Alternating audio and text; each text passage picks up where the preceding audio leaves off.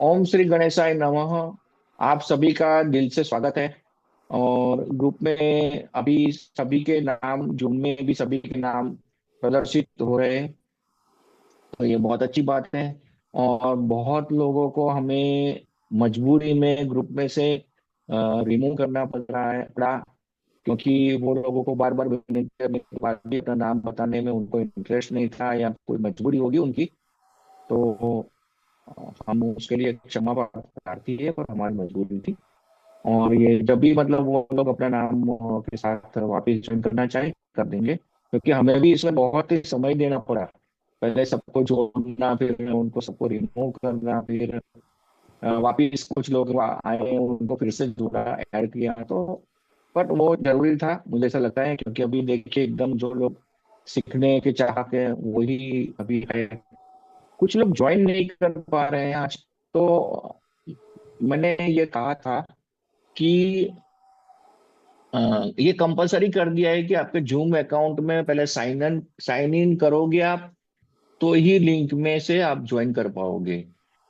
अभी दूसरी बात यह है कि सर्वतोभद्र चक्र कैसे बनाए, पहले तो वहां से कंफ्यूजन शुरू होती है। तो ग्रुप में मेरे ख्याल से बहुत कम लोग ऐसे हैं जिनको हाथ से कुंडली बनानी आती है। जन्म तारीख, जन्म समय, जन्म स्थान, डिटेल के ऊपर से कुंडली बनाने, वो मुझे मेरे ख्याल से, क्योंकि अभी गणित है वो छूट गया है। जब से कंप्यूटर सॉफ्टवेयर, मोबाइल ऐप ये सब आ गया है, तो आजकल गणित कोई नहीं कर रहा है ना।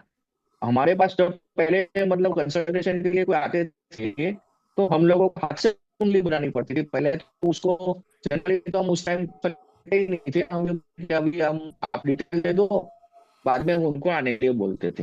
क्योंकि उसमें एक आध घंटा जाता था, आधा घंटा कम से कम जाता था, तो सबके पास उतना समय नहीं होता। और फिर सबके बर्थ ईयर अलग अलग होते हैं, तो 95 100 साल के रखने पड़ते थे, वो सब बहुत ही समस्या थी। जैसा अभी जो लोग सीधा कंप्यूटर से या मोबाइल से का उपयोग कर रहे हैं खरीद के लिए, उनको ये अंदाजा ही नहीं है। और इसीलिए उनका शायद ये विज्ञान, सायन, राशि या अज्ञान, साम्प्रतिक काल, ऐसे बहुत सी टर्मिनोलॉजी का पता भी नहीं होगा। वो क्या है वो तो बात की बात है, टर्मिनोलॉजी का भी शायद पता नहीं हो, ये हो सकता है। लेकिन अभी एक बात है कि अगर आपका फंडामेंटल्स पक्का करना है, तो आपको पहले वही करना चाहिए। गणित ही पहले आपको करना चाहिए। खैर वो अलग बात है, कुंडली की बात अलग है। अभी हम बात करें कि सर्वतोमुखी आने के लिए मैंने सर से बात किया कि कैसे हम सरुतोभद्र चक्र, ये सर जो देते हैं वो हम कैसे, पहले तो उसमें क्या है वो सर बताएंगे, उसका उपयोग वो सर सिखाएंगे। तो सर ने बोला ये वो जब मतलब सरुतोभद्र चक्र पहले जब हाथ से बनाते थे तो वो 4 5 घंटा आराम से निकल जाता था। तो उसके लिए बोले जैसे अभी कुंडली के लिए, गणित के लिए आप मोबाइल ऐप या सॉफ्टवेयर यूज करते हैं, उसी तरह इसका अभी सॉफ्टवेयर हमें यूज करना चाहिए। तो क्योंकि ये गणित का भाग है वो अभी बहुत इजी हो गया है, तो इसलिए अभी हम वो ये सर थोड़ा समझाएंगे। मैंने सर से रिक्वेस्ट किया है कि अभी ये सर्वतोभद्र चक्र कैसे नहीं कैसे बनाए, वो तो सर ने बोला कि उसमें तो 2 महीना वो सिर्फ बनाने का सिखाने में निकल जाएगा। तो हमने फिर वो थोड़ा डिस्कस किया कि अ, और वो आज ही डिस्कशन हुआ है, तो कौन कौन से सॉफ्टवेयर अवेलेबल है। क्योंकि सर्वतोभद्र चक्र ये कोई सामान्य रूप से मतलब इट इज वेरी अनकॉमन, वो सामान्य रूप से उपयोग नहीं होता। तो मैंने भी चेक किया तो इतने जगह अवेलेबल नहीं है, 2 3 4 जगह अवेलेबल है, और वो सारे पेड है। चाहे वो एस्ट्रोसेज पे शायद फ्री में अवेलेबल है, लेकिन दिलीप सर का कहना है कि वो एक्यूरेट नहीं है। तो अभी उसको जरा पार्क करके रखते हैं कि वो कौन सा सॉफ्टवेयर यूज करना चाहिए, उसकी क्या प्राइस रहेगी, पेड या मोबाइल ऐप जो भी है उसका अभी। क्योंकि आज ही आया और आज संडे है, तो आप समझ सकते हैं आईटी कंपनियां सारी अवेलेबल नहीं होगी उनकी। इसीलिए बेटर है कि आज उसके लिए डिस्कशन न करें, और हम ये कोशिश करें कि अ, अपना समय जो है वो सॉफ्टवेयर के बदले सर्वतोभद्र चक्र, जैसे सर मतलब दिलीप सर बताएं वैसे वैसे अपने समझ जाएं, समझने की कोशिश करें। थोड़ा एक्स्ट्रा रीडिंग अपने को करना पड़ेगा क्योंकि ये एक अनकॉमन टॉपिक है। तो अभी सर आगे बताएंगे। Dilip sir, hand over to. हाँ, नमस्ते सर, नमस्ते सबको, मेरा नमस्कार। नमस्ते सर। नमस्ते। जैसे कि अभी भाई साहब ने जो कहा, जयेश भाई ने, तो आप जैसा चाहें वैसा, मुझे कोई दिक्कत नहीं है। जैसे प्राथमिक से अगर हमको कुंडली बनाने के लिए कोशिश करना है तो हम उससे भी शुरू करेंगे। ऐसे कोई ये नहीं, उसको ज़्यादा करके घाई नहीं करना है मुझे। तो पूरा ज्ञान जो है अच्छी तरह से हमको देना है, और समझना भी बहुत ही ज़रूरी है, क्योंकि उसमें मैं स्पीडी जाऊंगा तो समझ नहीं आएगा, तो मेरा कोई सेंस नहीं रहेगा। और आपको सीखना ही है, हमारा उद्देश्य है सीखना, हमारा उद्देश्य है कि सिखाना है। और दूसरी बात ऐसी है कि कुंडली अगर आप बनाना चाहते हो, कैसे बनाना है, तो अगर प्रैक्टिकल में, तो आप तो जानते हैं कि आप ज्योतिष हुए, तो आपको लग्न कुंडली कैसे बनाई जाती है, उसमें फिर कन्वर्जन जो है नवमांश कैसे बनता है, ये आपको पता है। उसके बाद में हमको फिल द ब्लैंक जो होता है, जो फिल द ब्लैंक क्या होता है कि जहाँ पर चारों बाजू जो आकाश के बाजू में जो सूक्ष्मांश दिए गए हैं, उसमें हमारा ग्रह अकॉर्डिंग टू डिग्री उसमें वहाँ पर रखना है। तो ये पहला बात है। दूसरी बात ऐसी है कि स्पष्ट ग्रह जो है वो हमको बहुत ज़रूरी है, बगैर स्पष्ट ग्रह हम नौमांश नहीं बना सकते, ये बात है। सूर्याचा नक्षत्र बिंदु, चंद्राचा नक्षत्र बिंदु, धारकांश कुंडली और नाड़ी कुंडली, ये जो है वो नोट्स भी मैंने भेजा था। अगर किसी को समझ आया तो ठीक है, नहीं आया तो भी मैं यहाँ पर बनाने का कैसे वो सिखाऊंगा, मुझे कोई दिक्कत नहीं है। जैसे जयेश भाई कहेंगे उसी तरह हमको चलना है, क्योंकि वो ऑर्गेनाइजर है, और वो एक सेवा धरती के ऊपर आपके लिए उन्होंने पूरा अभी नया लिंक भी लिया है, काफ़ी लोगों को उन्होंने इनवाइट भी किया है, तो मैं उनका आभारी हूँ। ताकि ये शास्त्र जो है वो आपके आपके पास तक पहुंचना चाहिए, ऐसी उनकी भूमिका और मनोधारणा है। तो उसका मैं उनका मैं स्वागत करता हूँ वो चीज़ का। तो बहुत कोऑपरेटिव है, बहुत कोऑपरेट करते हैं। तो जैसे कि आपके इच्छा अनुसार आपको जैसे चाहिए आप मुझे आदेश दे दीजिए, और मैं उसी तरह काम करूँगा कि जैसे आपको तसल्ली हो। जैसे जयेश भाई जो कहेंगे उस आधार पर मैं आपसे जो भी चीज़ रहेगी वो मैं आपको कंट्रीब्यूट करूँगा।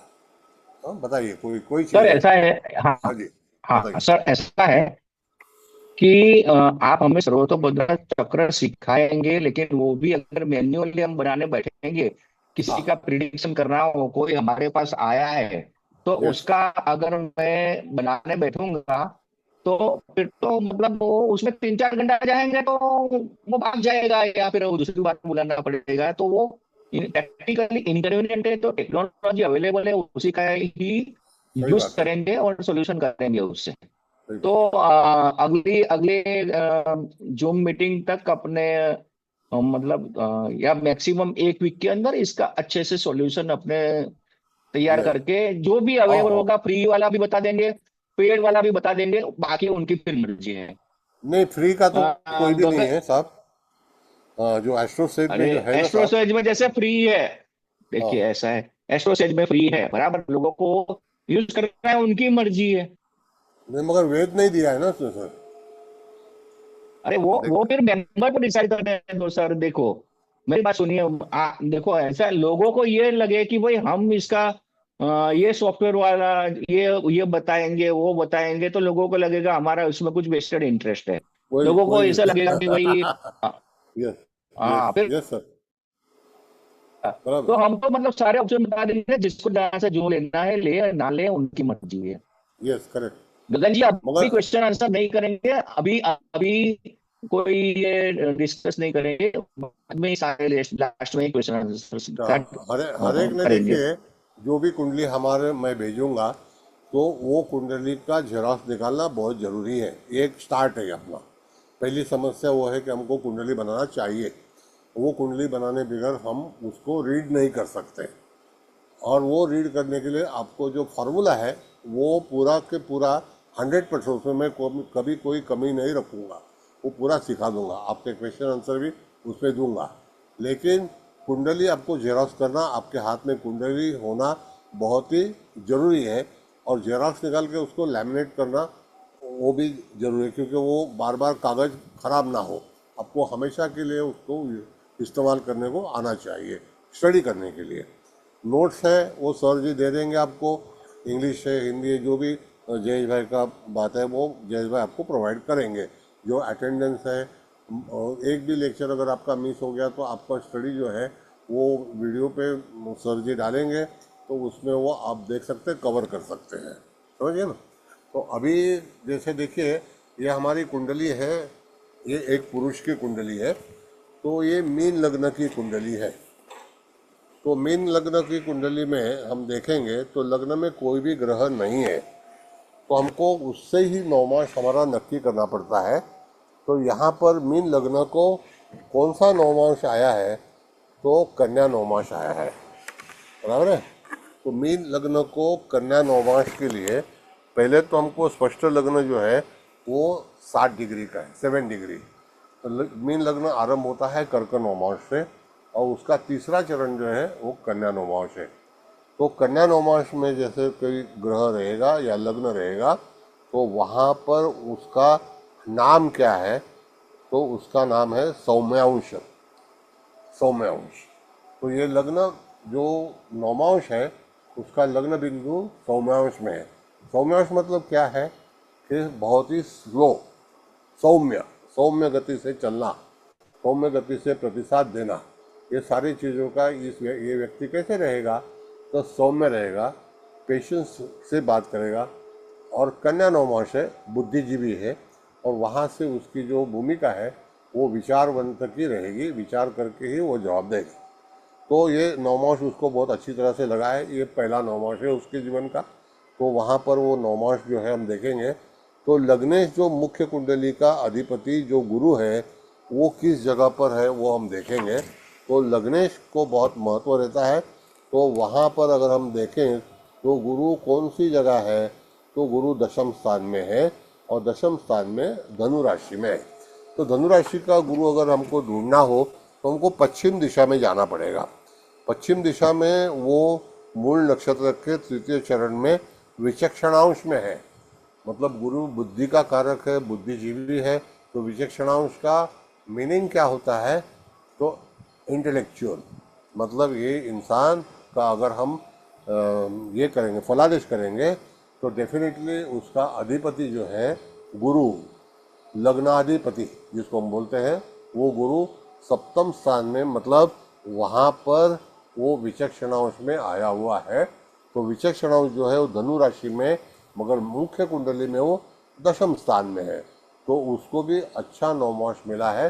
तो यहाँ पर दो पॉजिटिव चीज़ होती है, एक तो लग्न बिंदु, और लग्नाधिपति जो मुख्य कुंडली का है, जो क्षेत्र कुंडली हम जिसको कहते हैं, उसका अधिपति गुरु वो भी बहुत ही अच्छी जगह विचक्षणांश में आया हुआ है।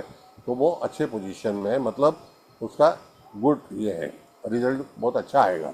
ऐसे हमको विचार करना चाहिए। आप समझ गए सब लोग? एक मिनट सर, हाँ हाँ, बोलिए एक मिनट सर। बोलिए सर बोलिए। आप ये जो मतलब कुंडली में प्रथम स्थान का अधिपति, यस, बराबर, और पहले तो लग्न का अंश, उसके ऊपर से उसका जो नौमांश। अ, जो भी मतलब आपने नौमांश देखना है, बराबर। हाँ, तो यस, सबसे पहले मुझे लगता है कि जैसे मैं भी एक स्टूडेंट ही हूँ, भले वो चाहे मैं आप जो भी बोलो मैनेज करता हूँ, ठीक है होस्ट ठीक है हूँ, फलान, ठीक है ठीक है। अल्टीमेटली मैं स्टूडेंट हूँ, बाद में वो सब। तो मैं हाँ ये सभी स्टूडेंट्स की तरफ से, क्योंकि हम लोगों को ये जो जो आदत है हमारी, मतलब वो आपके जितना, मतलब वो माइक्रो लेवल में हम लोग इस पर मतलब ध्यान नहीं दिया है हमने। कोई बात तो नहीं, कोई अभी बात सबसे पहले हाँ हाँ sir, let me complete please. तो मतलब ये है कि अभी जैसे नौवंश के जो नाम है, नहीं।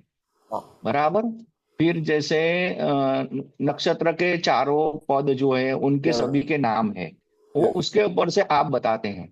तो मुझे ऐसा लगता है कि सर पहले आपको मेरी आपसे मतलब विनती है कि पहले हाँ, हमें नवमांस के जो भी नवमांस हैं अर्थ सबके, अर्थ उसके बारे में पहले बताएं।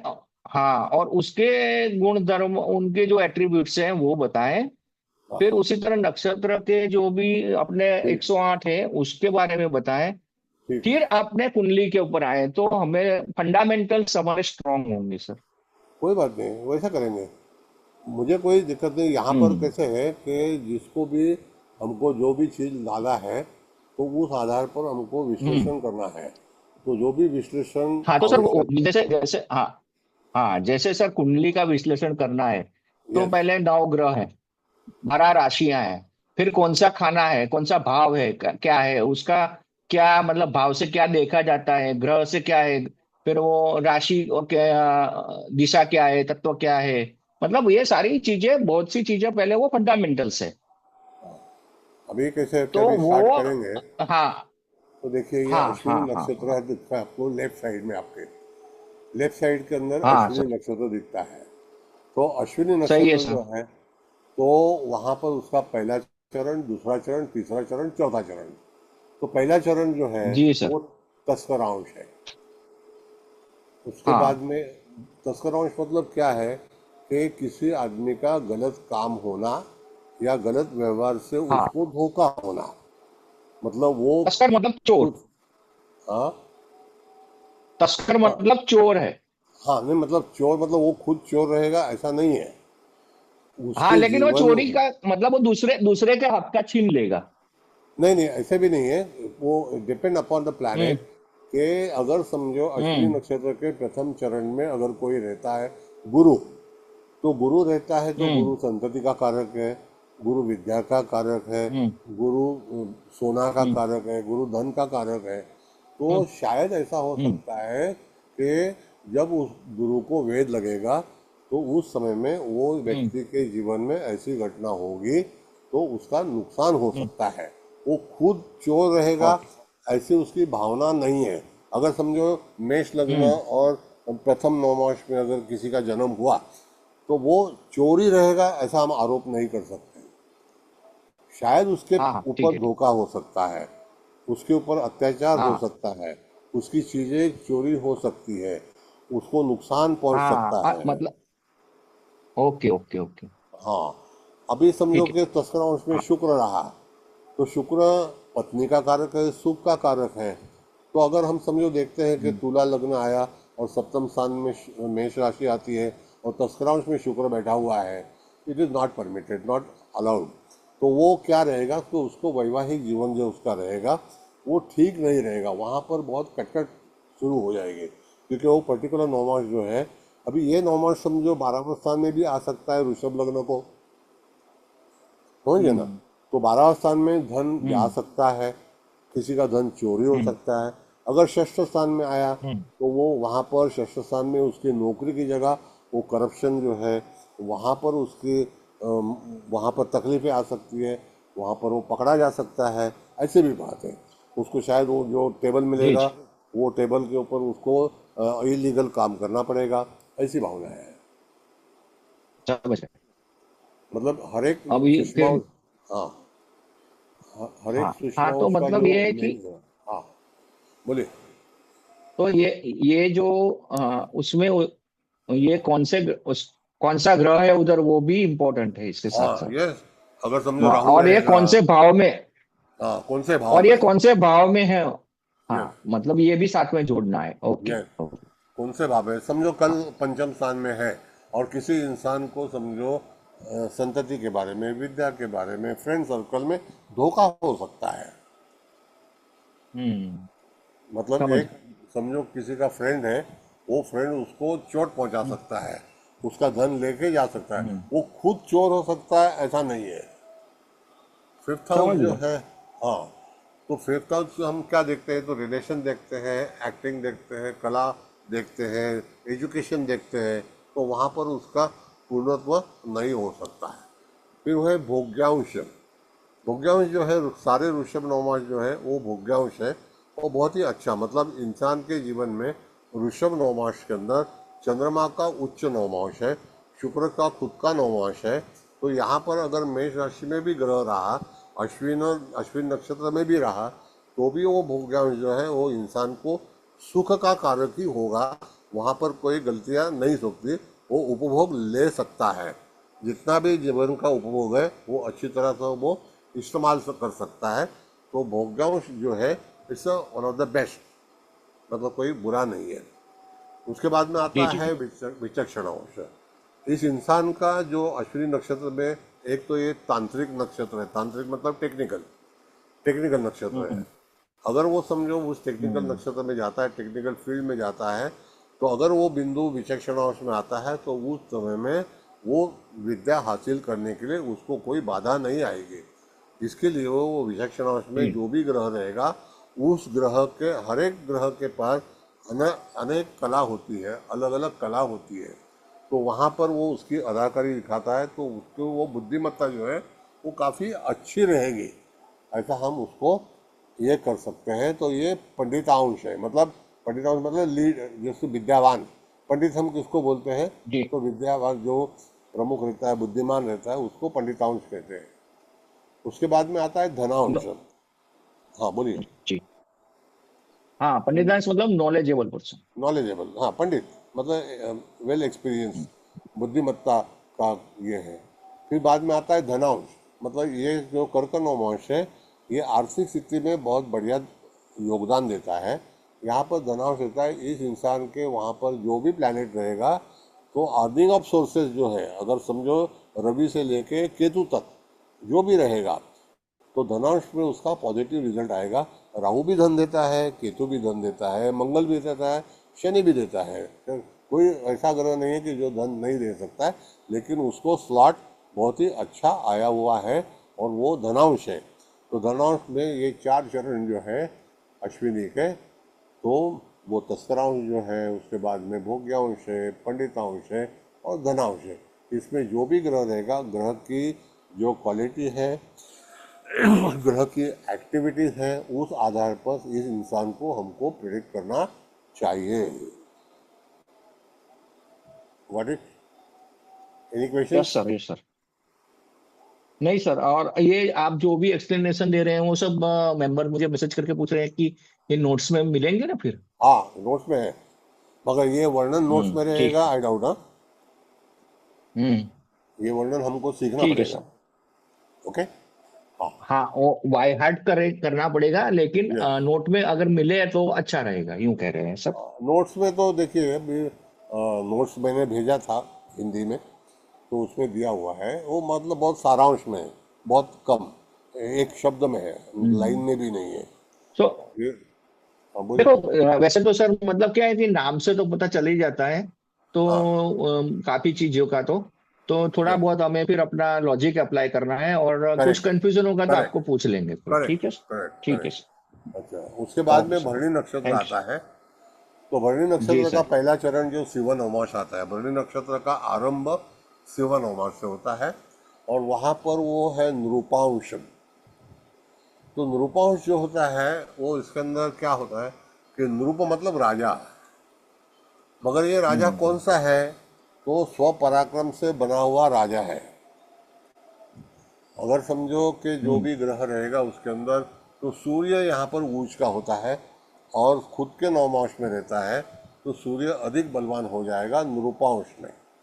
तो नृप मतलब राजा, राजा मतलब अधिकार। जी अब ये राजा तो अलग रहा, बहुत कम राजे होते, लेकिन जो भी जहाँ पर जिंदगी में काम करेगा उसके पास पावर्स रहेगी, अधिकार रहेंगे, ऐसा हम उसको कह सकते हैं।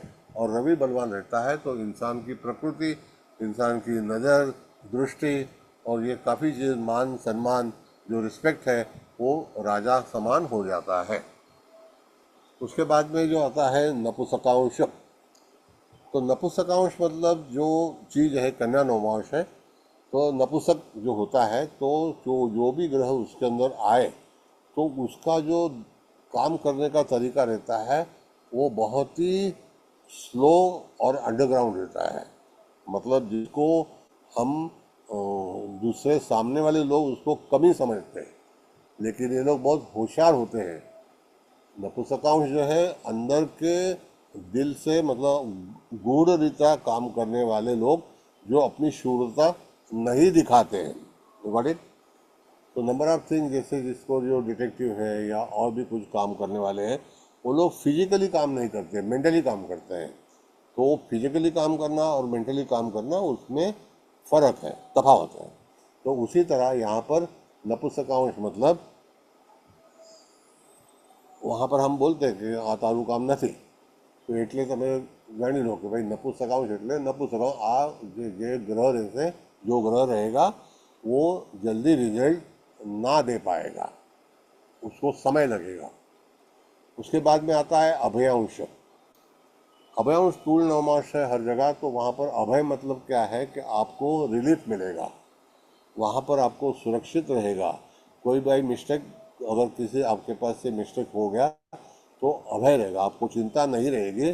तो इट इज़ एक्सक्यूज, मतलब वहाँ पर आपको माफ़ी मिल जाएगी।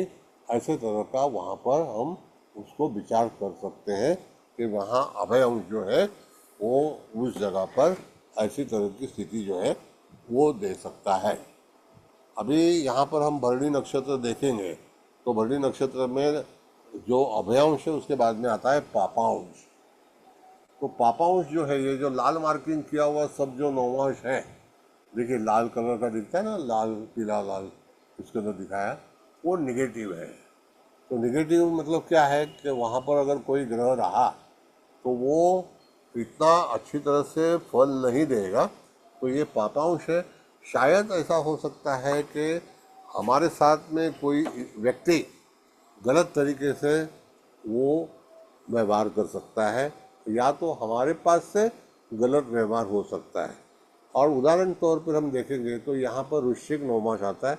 वृश्चिक नवमास जो है वो हमारे मंगल ग्रह का नवमास है। तो मंगल जो पापांश में है, तो वहाँ पर मंगल का फलित अलग रहेगा, गुरु का फलित अलग रहेगा, रवि का फलित अलग रहेगा, शुक्र का फलित अलग रहेगा, मगर नवमांश का फलित जो है वो पापांश ही रहेगा।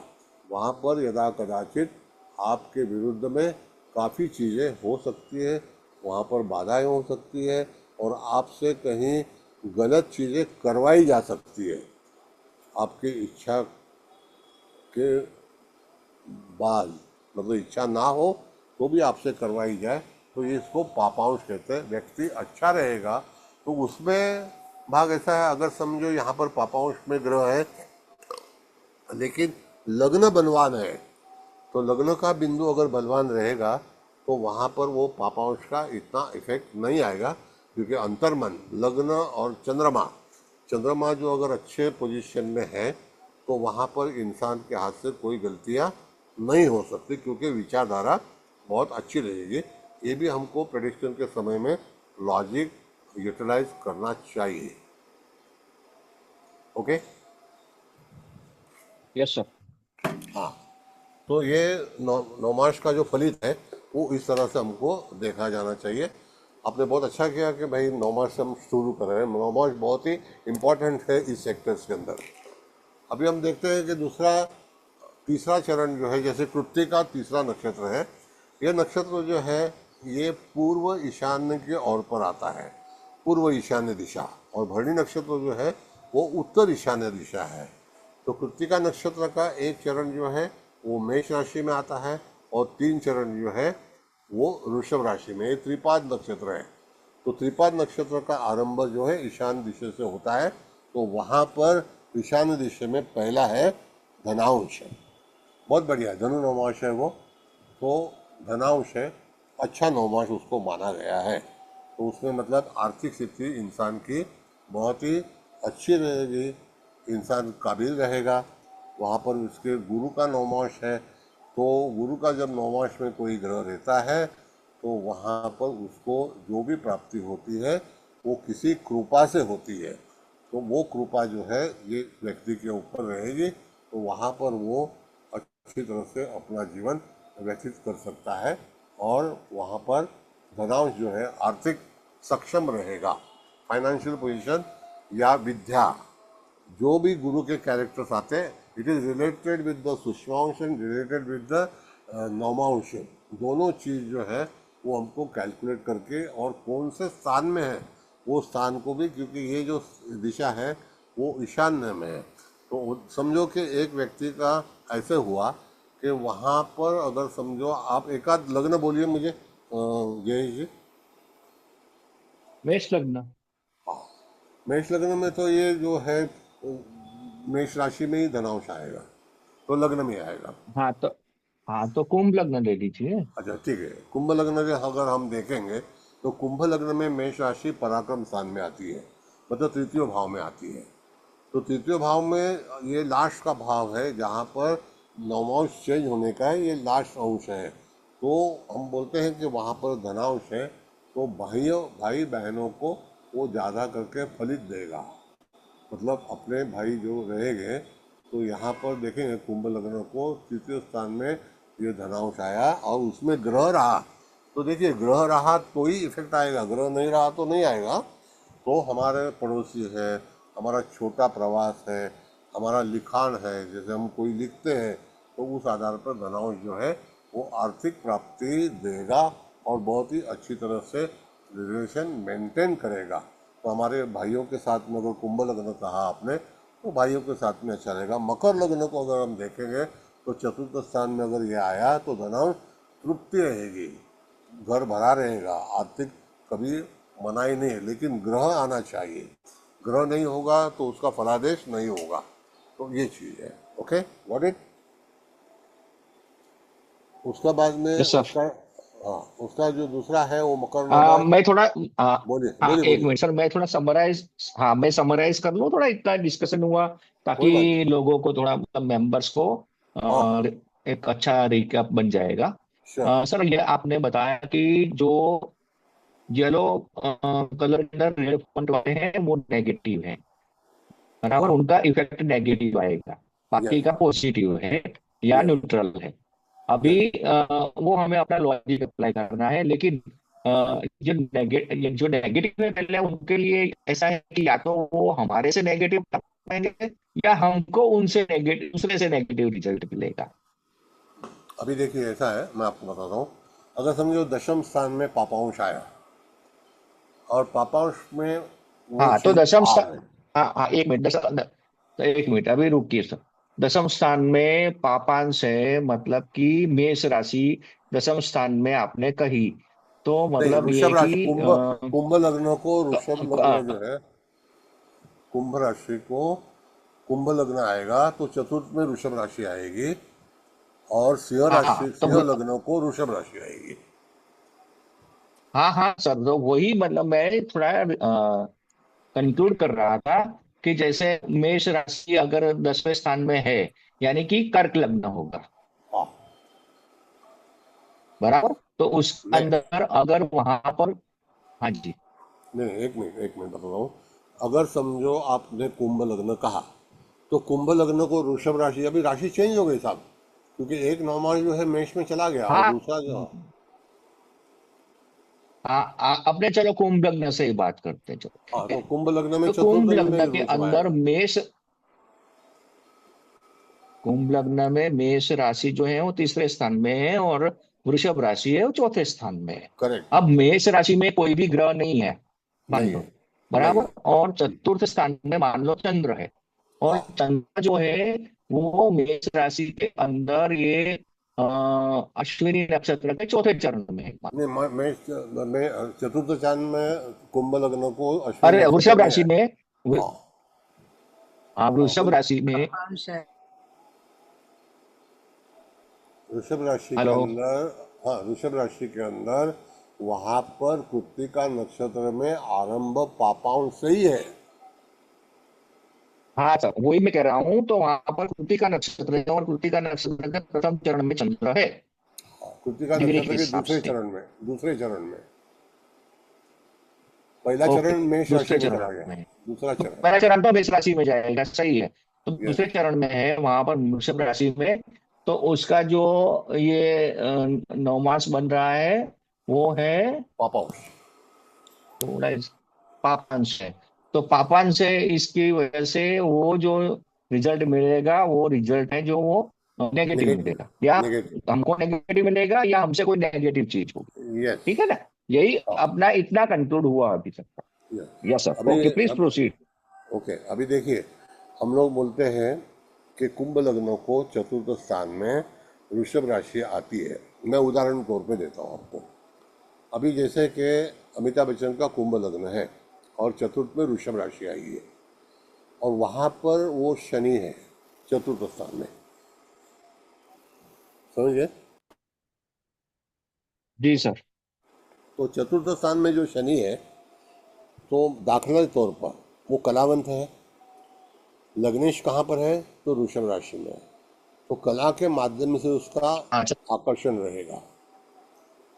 लेकिन वृषभ राशि में होने के बाद में वो कौन से नक्षत्र में है?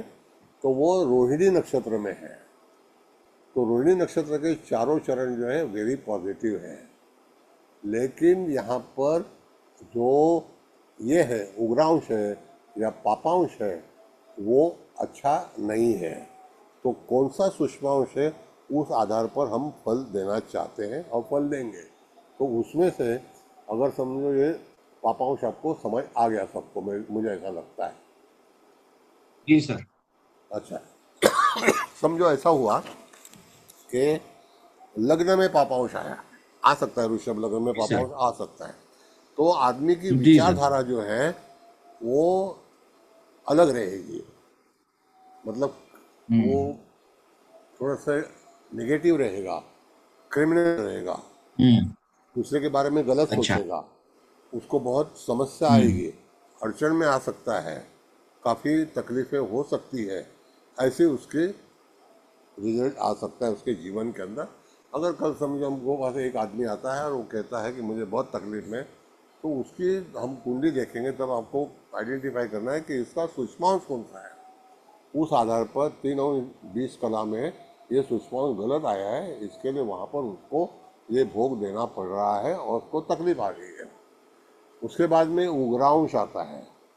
तो उग्रांश मतलब आदमी हमेशा उग्र रहेगा, बहुत फास्ट रहेगा, और वहाँ it is called little idiot. मतलब इंसान को, बिजनेसमैन को कैसे काम करना चाहिए, तो बहुत ही साइलेंट करना चाहिए। तो इसको जो हासिल करना है, तो ये कुंभ नवमास है, ये चिड़चिड़ापन ज़्यादा लाता है। उग्रांश मतलब कि हमेशा भड़का हुआ रहता है एक इंसान। व्यापार में ऐसा नहीं चलता है या घर में भी ऐसा नहीं चलता है, बहुत क्रिटिकल होता है इसके जीवन के अंदर, तो उसको वो उग्रांश बोलते हैं। उसके बाद में आता है उत्कृष्टांश। उत्कृष्टांश मतलब वन ऑफ द बेस्ट, जिसको हम बोलते हैं कृतिका नक्षत्र का मीन नवमास जो है उत्कृष्ट, बहुत ही अच्छा, बहुत ही दर्जेदार। मतलब यहाँ पर अगर मीन नवमास में शुक्र उच्च का होता है, गुरु खुद के राशि में होता है, और सारे ग्रह जो है अगर उत्कृष्टांश में आते हैं, तो वन ऑफ द बेस्ट जिसको हम बोलते हैं इन शॉर्ट। तो हर चीज़ जो है वो अच्छी क्वालिटी के, उसको यश मिलेगा, अच्छा मिलेगा। अगर समझो वृश्चिक लग्न है और सप्तम स्थान में उत्कृष्टांश आया, तो उसका हस्बैंड और उसकी वाइफ जो भी इंसान रहेगा, तो वहाँ पर उसको बहुत ही अच्छा प्रतिसाद मिलेगा, अच्छा रिस्पांस मिलेगा। मतलब क्या है कि उत्कृष्टांश मतलब वो शादी में या अपने पार्टनर्स में, लाइफ पार्टनर्स पे बहुत ही अच्छे संबंध बना के रखेगा और बनाएगा। What it, any problem? Sir अभी क्लियर है। Clear, okay. अभी उसके बाद में हम जाते हैं रोहिणी नक्षत्र में। मेरा ये पेंसिल मत हिलाओ भाई, ऐसा मत करो, बहुत गलत हो जाएगा। Pencil please do not.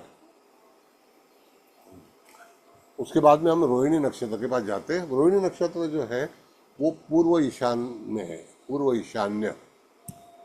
तो वो पहला चरण जो है वो मेष नवांश है, वो सेनांश है। सेनांश मतलब सेनापति, जिसको हम बोलते हैं कि सेनापति मतलब लीडरशिप, वो सेनांश है। तो मतलब जो भी काम आदमी करेगा उसमें डेफिनेटली उसके ऊपर रिस्पॉन्सिबिलिटी ज़्यादा आएगी, उसके ऊपर ज़्यादा जवाबदारी आ जाएगी, और अपना जो ऑर्डर है वो लोगों को दे देगा और वो लोग वो फॉलो करेंगे, ऐसा उसका नियम होता है। और वो मेष नवमास में रवि उच्च का होता है, मंगल बहुत ही अच्छा रहता है। तो सेनांश एक्चुअली रवि और मंगल ये दोनों ग्रह के बारे में बहुत ही अच्छा फलादेश इंसान को मिल सकता है, ऐसा उसका सोचना है। तो ये उसके बाद में सेनांश के बाद में हम देखेंगे तो वापस फिर भोग्यांश आता है, मतलब वन ऑफ द बेस्ट, बहुत ही अच्छा है। भोग्यांश आ गया तो अच्छा है, कोई तकलीफ नहीं है। उसके बाद में विद्यांश आता है। विद्यांश भी जो है रिलेटेड एजुकेशन, ये मिथुन नवमांश है, रोहिणी नक्षत्र का तीसरा चरण। तो इंसान की जो जो इच्छा है, या लग्न में है या पंचम में है, अगर समझो चॉइस जिसको हम बोलते हैं, दशम स्थान में अगर समझो ये रोहिणी नक्षत्र में आ गया तो ये शिव लग्न में दशम स्थान आता है। तो वहाँ पर इंसान की जो इच्छा है, कौन सा बिजनेस करेगा, तो रिलेटेड एजुकेशन सब्जेक्ट रहेगा वहाँ पर जो भी है। मगर व्यापार करेगा तो बुद्धिजीवी व्यापार करेगा, श्रमजीवी नहीं करेगा। तो विद्यांश का मतलब है कि वहाँ पर बिना सोचे समझे वो कुछ नहीं करेगा, बहुत ही डिसीजन पावर अच्छी रहेगी, ऐसा उसका हम उसको रिलेशन बता सकते हैं कि वहाँ वो बहुत ही काफ़ी सक्सेस हो सकता है। उसके बाद में विद्यांश के बाद में आता है वापस धनांश। अभी हमने कहा था धनांश मतलब क्या होता है, तो वो जो नवांश है वो धनांश है। तो रोहिणी नक्षत्र का चतुर्थ चरण जो है वो कौन सा है, तो वहाँ पर वो चरण जो है जिससे नक्षत्र समाप्ति होती है तो वो कन्या नवांश है। बाद में मृगशीर्ष नक्षत्र का आरंभ होता है। तो मृगशीर्ष नक्षत्र का आरंभ जो होता है वो वहाँ पर तुला नवमांश से होता है। तो इधर हम देखेंगे तो मृगशीर्ष नक्षत्र राज्यांश है, समझिए। कर्क नवमांश चला गया, उसके बाद में शिव नवमांश आया तो राज्यांश। अभी राज्यांश में फलादेश क्या है, ये एक इंसान अपने कोशिश से अधिकार पद प्राप्त करना, इसको राज्यांश बोलते हैं। और वो राज्यांश जो है वो इंसान को आखिरी दम तक जीवन के अंदर बहुत ही अच्छा फलादेश देगा, क्योंकि वो मूला जैसे हम बोलते हैं कि वहाँ पर वो शिव नवमांश है। तो शिव नवमांश में वहाँ राज्यांश है। उसके बाद में क्या है देखिए आगे, चंडांश है, चंड चंडांश जो है वो अकराळ विकराळ जिसको हम बोलते हैं, जिसका कोई ये नहीं है, सरलता नहीं है। चंड बहुत ही उग्र, चंड नाड़ी होती है ना, उसी तरह वो उग्र होता है। तो ये आखिरी नवमांश है वृषभ राशि का। तो चंडांश मतलब not advisable, not so positive. तो वहाँ पर इंसान को काफ़ी चीज़ें अपने गलती की वजह से नुकसान पहुँच सकता है, पहुँचाती है। तो ग्रह कौन सा रहेगा और वो कौन से भाव का स्वामी रहेगा, उस आधार पर उसको वहाँ पर वो सब चीज़ें जो है वो जीवन में प्राप्त करनी पड़ेगी। तो वो चंडांश है। उसके बाद में मृगशीर्ष नक्षत्र आरंभ होता है। तो मृगशीर्ष नक्षत्र में हम मिथुन राशि में जाते हैं। तो मिथुन राशि का पहला नवमांश जो है वो तुला है। तो तुला नवमांश जो है वो अभयांश है, बराबर है। देखिए अभयांश है, सर ये 19वां नक्षत्र है, 19वां चरण है। तो वहाँ पर अभयांश है। अभयांश मतलब रिलीफ, हमने पहले भी अभयांश देखा है, वहाँ पर रिलीफ मिलेगा। उसके बाद में जो है नीचांश है। क्या है नीचांश? सर एक ये रिक्वेस्ट थी ऊंचांश। मुझे। हाँ हाँ सर, एक रिक्वेस्ट थी, सॉरी टू बोलिए इंटरप्ट यू। बोलिए बोलिए बोलिए। हाँ, कुछ मेंबर्स के मैसेज आ रहे हैं, हाँ तो उनको इसके बारे में थोड़े मतलब कंफ्यूजन्स है। तो मोटा मोटी अभी देखिए, मतलब जो नाम के ऊपर से थोड़ा लॉजिक अप्लाई करना है, और कोई कोई ऐसे मुझे लगता है कि जो ये नवमांश है उसमें ही मतलब क्लैरिटी की आवश्यकता है। बाकी तो नाम से ज्यादातर तो मतलब आइडिया आ रहा है मुझे तो। लेकिन उन फाइन, लोगों को क्वेश्चंस पूछने के लिए अपने थोड़ा अलाउ करते हैं, क्योंकि ये ठीक है ठीक है। 108 का भी मुझे लगता है कि डिस्कस करने की आवश्यकता नहीं है। वो थोड़ा हम अपने कॉमन सेंस, अपना लॉजिक को अप्लाई करेंगे तो हम्म। उससे हमें आइडिया आ जाएगा, और जहाँ कंफ्यूजन होगा फिर वहाँ वो पूछे कि कोई जैसे बात नहीं, सर इसका क्या मतलब है। कोई तो बात हमारा टाइम भी बचेगा, यस यस यस और लोगों को यस कुछ पूछना है तो उनको अभी यस अटेंड कर एज लेते हैं। As as as wish. Yes sir. हाँ, तो एक एक करके मेंबर्स को मेरी रिक्वेस्ट है कि अपना हैंड रेस करें, तो मैं उनको उनके क्वेश्चंस उनको अनम्यूट करके अलाउ करूंगा। तो सबसे पहले वसंत जी, मैं आपको, आपने हाथ ऊंचा किया है तो मैं आपको अलाउ करता हूँ। हाँ हाँ, वसंत जी बताइए। थैंक यू दिनेश भाई, थैंक यू देवारी सर। बहुत नमस्ते। अच्छा क्लास शुरू किया आपने। मैंने आपके बहुत सारे वीडियो भी देख लिए यूट्यूब पे जैसे। और बहुत अच्छा। आज जयेश भाई ने तो आपको बीच बीच में कंट्रोल करके जो स्पीड से आप पढ़ाते हैं, हमारे तो सर के ऊपर से बहुत चला जाता है, लेकिन जो स्पीड से आपको कंट्रोल किया है वो बहुत अच्छी तरह से समझ में आया। सर मेरी दो क्वेरी थी। मैं भी, अरे इसमें वसंत जी कुछ नहीं, मैं भी तो सीख रहा हूँ भाई। मैं सबसे पहले स्टूडेंट हूँ, बाद में बाकी जो भी कर रहा हूँ, बराबर। तो मुझे सीखना है, तो मतलब मुझे समझ में नहीं आएगा तो सर को तो मैं मेरे मतलब के लिए भी तो रोकूंगा ना। नहीं, सर का स्पीड हम्म। इतना फास्ट रहता है, यूट्यूब पे तो कुछ नहीं कर सकते, लेकिन यहाँ पे हो रहा है, समझ में आ रहा है बोलिए थोड़ा। बोलिए बोलिए बोलिए तब बोलिए। सर दो क्वेरी था। एक तो ये धनांश और अर्थांश ये दोनों सिमिलर है, तो मुझे हाँ, उसका एक अगर आप कुछ बता पाएंगे कि what is the difference between both. Okay okay, very fine, very fine, very good question, very good very question. Good. धनांश मतलब हमने इकट्ठा किया हुआ धन है, और अर्थांश है हमारी पोजीशन, द फाइनेंशियल पोजीशन। हम अर्थ कारण बोलते हैं ना, फाइनेंस मैनेजमेंट, हम्म। फाइनेंशियल हम्म। स्टेटस। तो धनांश जो है हम इकट्ठा करते हैं वो धन है, और अर्थांश है हमारा सोच है कि इन फ्यूचर हम कुछ करेंगे या नहीं करेंगे। तो अर्थांश का मतलब कोई भी ज्ञान जो है वो हमको लेना है, या फाइनेंशियल पोजीशन हमको बनाना है। अगर समझो अर्थांश के अंदर अगर मंगल जैसा ग्रह आ गया, तो हम उसका क्या करेंगे? तो मंगल हार्ड वर्कर है, तो आपका धन जो है वो हार्ड वर्किंग से ही मिलेगा, आपको कोशिश करनी पड़ेगी। और धनांश जो है हम इकट्ठा कर चुके हैं, तो हमारी फाइनेंशियल पोजीशन बड़ी अच्छी है। सर ओके, अनर अभी सर एक क्वेश्चन हाँ पूछे। वसंत जी। बोलिए हाँ बोलिए हाँ, जितना भी एक राउंड में पूछ लेना, क्योंकि दूसरी बार बोलिए बोलिए राउंड आना मुश्किल होगा। सर बोलिए। पापांश और नीचांश में भी थोड़ा ऐसा डिफरेंस करके बताएंगे। नक्की। पापांश मतलब हमारे हाथ से कृति और हमारी सोच, यदा कदाचित हमारे हाथ से गलतियां हो सकती हैं, और हमारी कृति में इट इज एक्टिविटी। कृति मतलब एक्टिविटी, वो पापांश में हमारा जो काम है वो पापांश करना, मतलब हम वो एक्टिविटीज में हो सकता है, या हमारे ऊपर कोई आदमी पाप दृष्टि से, पाप सोच से वो हमको हमारे ऊपर अत्याचार करेगा। और नीचांश मतलब हमारे को सामने वाला आदमी कम कम लेता है, मतलब कम सोच वाला है। जैसे हम बोलते हैं कि वो हमको नीचत्व की तौर देख रहा है, वैल्यू कम कर रहा है, हमारी वैल्यू कमी होना है। तो ये नीचे बहुत अच्छा आपने क्वेश्चन किया है, ताकि ये उसका ये करे, उसका स्पष्टीकरण करे।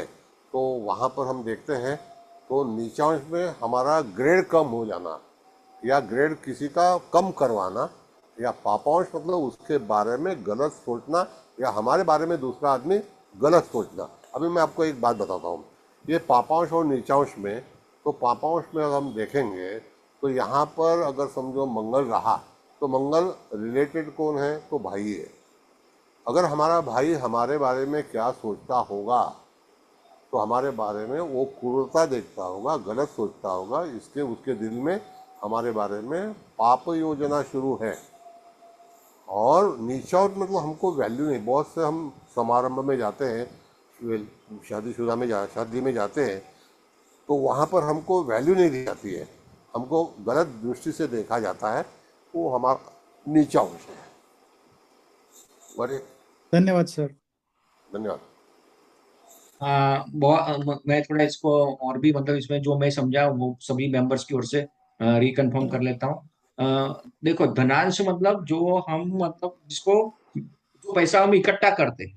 और अर्थांश मतलब जो हम, जिसका फाइनेंशियल प्लानिंग वगैरह करते हैं, अर्थव्यवस्था। यस। बराबर सर। और पापांश करेक्ट। मतलब बेनिफिक एक्टिविटीज, वो चाहे हम करें चाहे हमारे साथ हो। वैसे ही यस नीचांश मतलब जो नीचा दिखाना जिसको बोलते हैं, तो नीचा दिखाना एग्जैक्टली नहीं होता, बट उसको मतलब वो वैल्यू डाउन करना, वो चाहे हम यस करें या हमारी। Yes correct. Okay sir, correct. Thank you Vasant ji, मैं आपको म्यूट कर रहा हूँ और अगले मेंबर को मैं यहाँ मुझे जो दिखा रहे हैं उसमें मंजरी जोशी जी को मैं अनम्यूट कर रहा हूँ। मंजरी जी, आपकी बारी आती है अब। नमस्कार जी।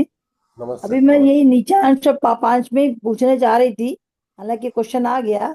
मेरे हिसाब से जो नीचांश का मतलब ये है कि सामने उसको वैल्यू नहीं देता, कहने का मतलब हुआ ना कि आदमी हाँ बहुत पढ़ा लिखा सम्मान नहीं है, देता। जो पोस्ट मिलना चाहिए वो उसको नहीं मिल रही है। यस। इसको यहाँ ऐसे जोड़ सकते हैं हम लोग। हाँ अभी कैसे मैं आपको बताऊं कि ये जो पापांश और नीचांश कहाँ एक्टिव होगा। जैसे कि हाँ जी। हमारा भाग्य स्थान में अगर नीचांश में ग्रह रहा तो हाँ, जी तो हाँ जी। हमारे को भाग्य देने के लिए, भाग्य मिलने के लिए कमी महसूस होगी। और उसके बाजू में जो कर्म स्थान है, दशम स्थान, वहाँ पर हाँ। अगर वो नीचा अंश आ गया तो हमको लो कैटेगरी का काम करना पड़ेगा, अच्छा। कैटेगरी कम होगी। मतलब जो उच्च श्रेणी और नीच श्रेणी, तो वो नीचा अंश होता है। अच्छा अच्छा। वही मतलब पढ़ा लिखा आदमी था लेकिन काम उसको लो ग्रेड का मिल गया, यस बनना था करेक्ट। उसको अपर ग्रेड पे, बन गया क्लर्क बेचारा। बनना एग्जैक्टली। अफसर था, क्लर्क बना दिया गया, इस तरीके की कंडीशन है। यस पोजीशन थी लेकिन मिला नहीं, वहां नीचांश में हम जोड़ सकते हैं। सर्विस में बराबर। जरूरत पड़ती है, किस जगह पड़ती है ना, कि आदमी बहुत अच्छी यस हाई ग्रेड में जाना चाहिए था लेकिन आज लोअर काम कर रहा है। यस। ऐसी कंडीशन में ले जा सकते हैं।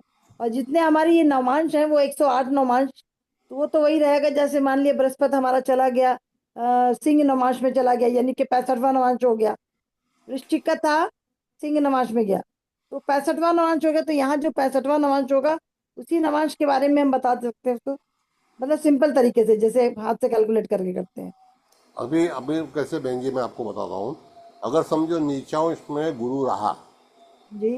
तो हमारे अधिकार कम हो जाएंगे जो अच्छा जी। हमको मिलना चाहिए। और गुरु हमारा सम्मान का कारक है, तो गुरु जी। धन का कारक है, धनांश है। हम्म। गुरु फाइनेंशियल पोजीशन का कारक है, तो धनांश है, तो वहाँ पर गुरु अच्छा प्रतिसाद देगा। लेकिन गुरु तस्करांश में गया तो शायद आपने जो कमाया होगा वो कोई और ले जाएगा।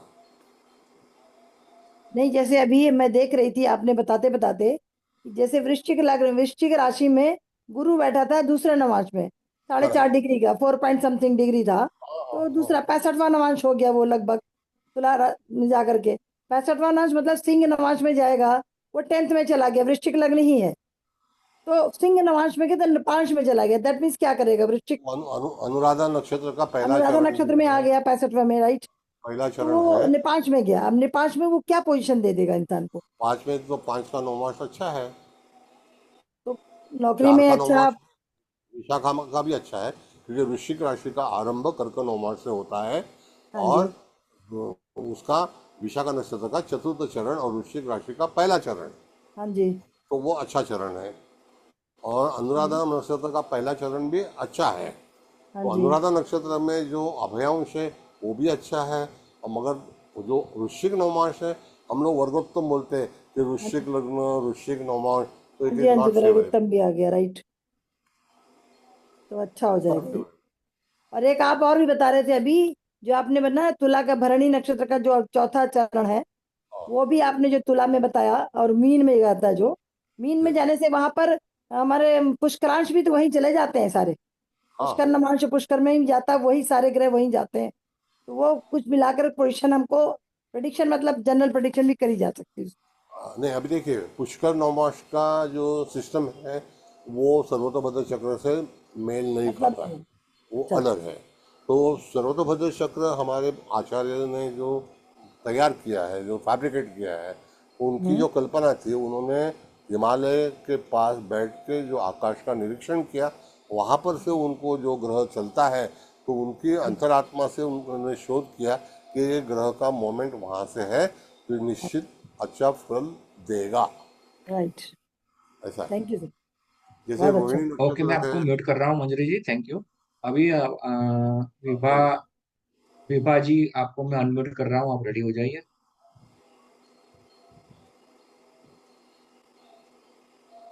सर हाँ विभा जी आप। नमस्ते सर। हाँ। नमस्ते। हाँ क्लास नमस्ते। काफी अच्छी चल रही है और ये बहुत अच्छा टॉपिक है जो काफी डीप में जाके बता रहा है sir. Thank you so much class conduct करने के लिए। धन्यवाद। सर मेरा मेरा ये कहना था कि आप जो नवमांश ले रहे हैं तो ये काफी ज्यादा मतलब नहीं हम पकड़ पा रहे हैं कि आप कहाँ से ये नवमांश ले मतलब ये कर रहे हैं। तो या तो एक क्लास सिर्फ आप नवमांश पे पहले ले लीजिए। बहुत लोग ऐसे होंगे जो सिर्फ नवमांश नहीं करते होंगे। तो ये चीज कहीं ना कहीं पकड़ में नहीं आ रही है सर, मेरे साइड से। अभी हाँ देखिए इसीलिए ही इनडायरेक्टली वही करवाया है मैंने, हाँ आप वही निश्चिंत करवाया रहिए। है। उन्होंने वही करवाया। अभी कैसा है बहन जी, मैं आपको बताऊं। हम लोग जो नौमांश की जो कुंडली है वो हम 12 घर की लगाते हैं। तो कभी कभी हमको एक नौमांश के अंदर 3 3 ग्रह मिलते हैं, 2 2 ग्रह मिलते हैं। लेकिन कौन सा ग्रह कहाँ से आया हुआ है और कौन से नक्षत्र से आया हुआ है, उस आधार पर हम उसको कैलकुलेट करके फलादेश देते हैं। लेकिन हमारे पास वो साधन नहीं है। इसके लिए सर्वतोभद्र चक्र जो आपके सामने था वो एक आकाश है, और वो आकाश जो है वो क्लॉकवाइज चलता है और हमारी कुंडली एंटी क्लॉकवाइज चलती है। तो जैसे सैंपल के तौर पर मैं आपसे पूछना चाहता हूँ कि अगर कोई नौमांश में ऐसे 3 ग्रह है, वो मुझे बताइए वो कौन से ग्रह है। अभी जैसे मेरे नवमांश की बात करूं हाँ तो बोलिए। हाँ, तो तुला लग्न में तीसरे भाव में धन राशि में बृहस्पति है, मंगल है, शनि है, राहु ओके। है। हाँ अभी जैसे कि ये जो 4 ग्रह आए हैं तो ये डिफरेंट हम्म, डिफरेंट पोजीशन से आए हुए हैं। नक्षत्र में। हाँ हाँ अलग अलग हाँ। नक्षत्रों से। तो अभी जैसे आपका तुला हम्म। लग्न है, तो तुला लग्न का जन्म कहाँ से हुआ है? तो कुंभ नौमा से हुआ है। लग्न कुंभ है। नहीं, लग्न कौन सा है? कुंभ कुंभ लग्न है और नवमा हाँ कुंभ लग्न है। हाँ कुंभ लग्न है तो वहां पर धनिष्ठा नक्षत्र का जो चरण है वो तुला नवमांश का आरंभ है। धनिष्ठा नक्षत्र का तीसरा चरण है, समझ गए ना? तो आपका लग्न जो हम्म। रहेगा वो दो हम्म। डिग्री 3 डिग्री के अंदर का रहेगा। तो वो है अभयांश।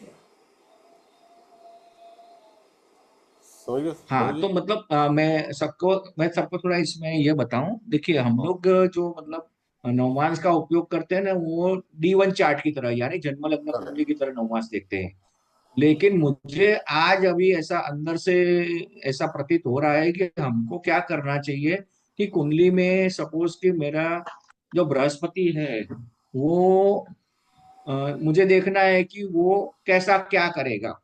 तो वो नहीं, बृहस्पति मुझे नवमांश में क्या कौन फल से देगा? नक्षत्र के चरण में है वो देखना चाहिए। वो कौन से नवमांश में है ऐसा देखना चाहिए। हम क्या करते हैं, D9 को एक कुंडली की तरह एनालिसिस हाँ करते ये हैं। करेक्ट करेक्ट करेक्ट, ऐसा नहीं तो करना मुझे चाहिए। लगता है कि हमको D9 के चार्ट को नहीं देखना चाहिए। D1 में जो ग्रह है यस वो कौन करेक्ट। से नवमांश में है उसके हिसाब से वो ग्रह फल देगा। और कौन से भाव का क्या नवमांश है उस भाव से उस नवमांश को जोड़ना चाहिए। अभी करेक्ट आपका मी मूल if I am wrong sir. Yes you are right. अभी मुझे बताइए साहब कि आपका मूल कुंडली के अंदर कौन से राशि में गुरु था, गुरु है? कौन से राशि में है मूल कुंडली में? लग्न में गुरु कर्क में हाँ है। आवाज नहीं आ रहा, आवाज नहीं आ रही। राशि में, गुरु कौन से राशि में है?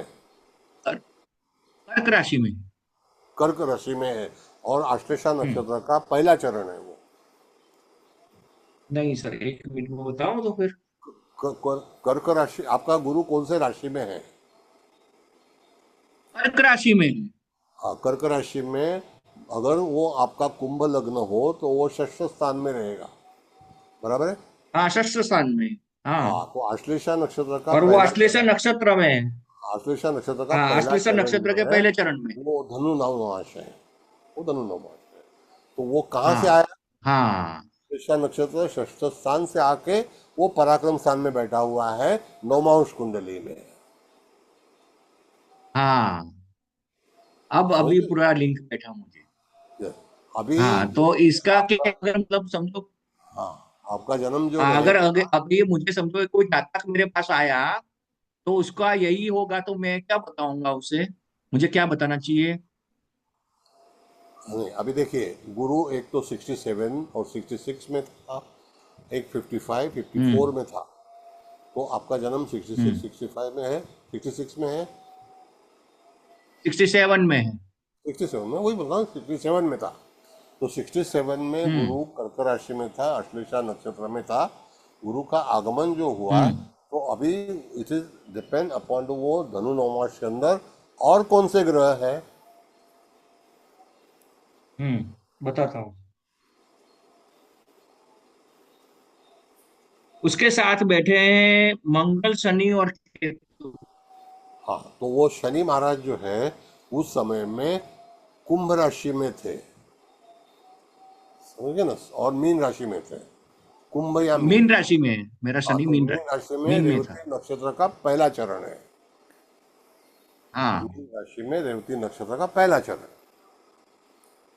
जी सर। जब भी एक ऐसा समय था 67 के अंदर, गुरु उच्च का था और शनि गुरु के राशि में था। हाँ, अभी भी वही है। हाँ, अभी भी आने वाला है, अभी ये थोड़े टाइम के लिए है, अभी वो हाँ हाँ, पता नहीं। बाद में 2026 में मई महीने से आएगा। ये हम्म। तो ये पोजीशन आफ्टर हम्म। 60 इयर्स जो है वो तैयार हो जाती है। तो प्लानिटरी पोजीशन जो है हाँ। वो डिपेंड ऑन द स्पीड, समझे ना। हाँ, तो अभी ठीक हाँ, है, तो अभी वो मीन राशि में से वो गुरु धनु के नवमास पांच। आया है। मीन राशि में हम्म। वो धनु नवमास में आया है। तो अभी कैसे हाँ। रहेगा कि हाँ। आपका, अगर समझो ये गुरु कर्क राशि में है, तो आपके मकर राशि में सूर्य है क्या, नहीं है? नहीं, सूर्य भी कर्क राशि में ही है। हाँ, तो गुरु अतिचारी है। तो आपका जुलाई महीने का जो जन्म होता है और अगस्त महीने का पहला वीक, अगस्त महीने का जैसे कि फर्स्ट फर्स्ट डे जो होता है अगस्त महीने के 2 तारीख का या 3 तारीख का, तो वहाँ पर वो कर्क राशि में जुलाई किस रहेगा। तारीख? तो जुलाई और अगस्त, तो अगर वो नवमास में कौन सा रहेगा, तो रवि कौन से नवमास में है? रवि सिंह राशि के नवमांश में। शिव नवमास में पुष्य नक्षत्र का प्रथम चरण है, हम्म। समझ गए ना, पुष्य नक्षत्र का बराबर सर। प्रथम चरण। तो पुष्य हाँ, नक्षत्र का मगर मगर प्रथम नक्ष चरण, हाँ, हाँ। पुष्य नक्षत्र का प्रथम चरण, मतलब वहां पर कर्क नवमास जो आता है वो आता है पुनर्वसु का प्रथम चरण। तो मतलब अगस्त महीने के अंदर आप जुलाई देखेंगे तो वहां पर शिव नवमास जो आता है वो एक तो 17-18 जुलाई के बाद में आता है। 21 तारीख का है मेरा जन्म। हाँ, 17-18 के बाद में। जुलाई 21। हाँ, 18-18 के हाँ हाँ, बाद, बराबर है सर। 18 के बाद, क्योंकि हाँ, एकदम सही है। एकदम एक नवमास में हम्म। 3 दिन 8 घंटा रवि रुकता है,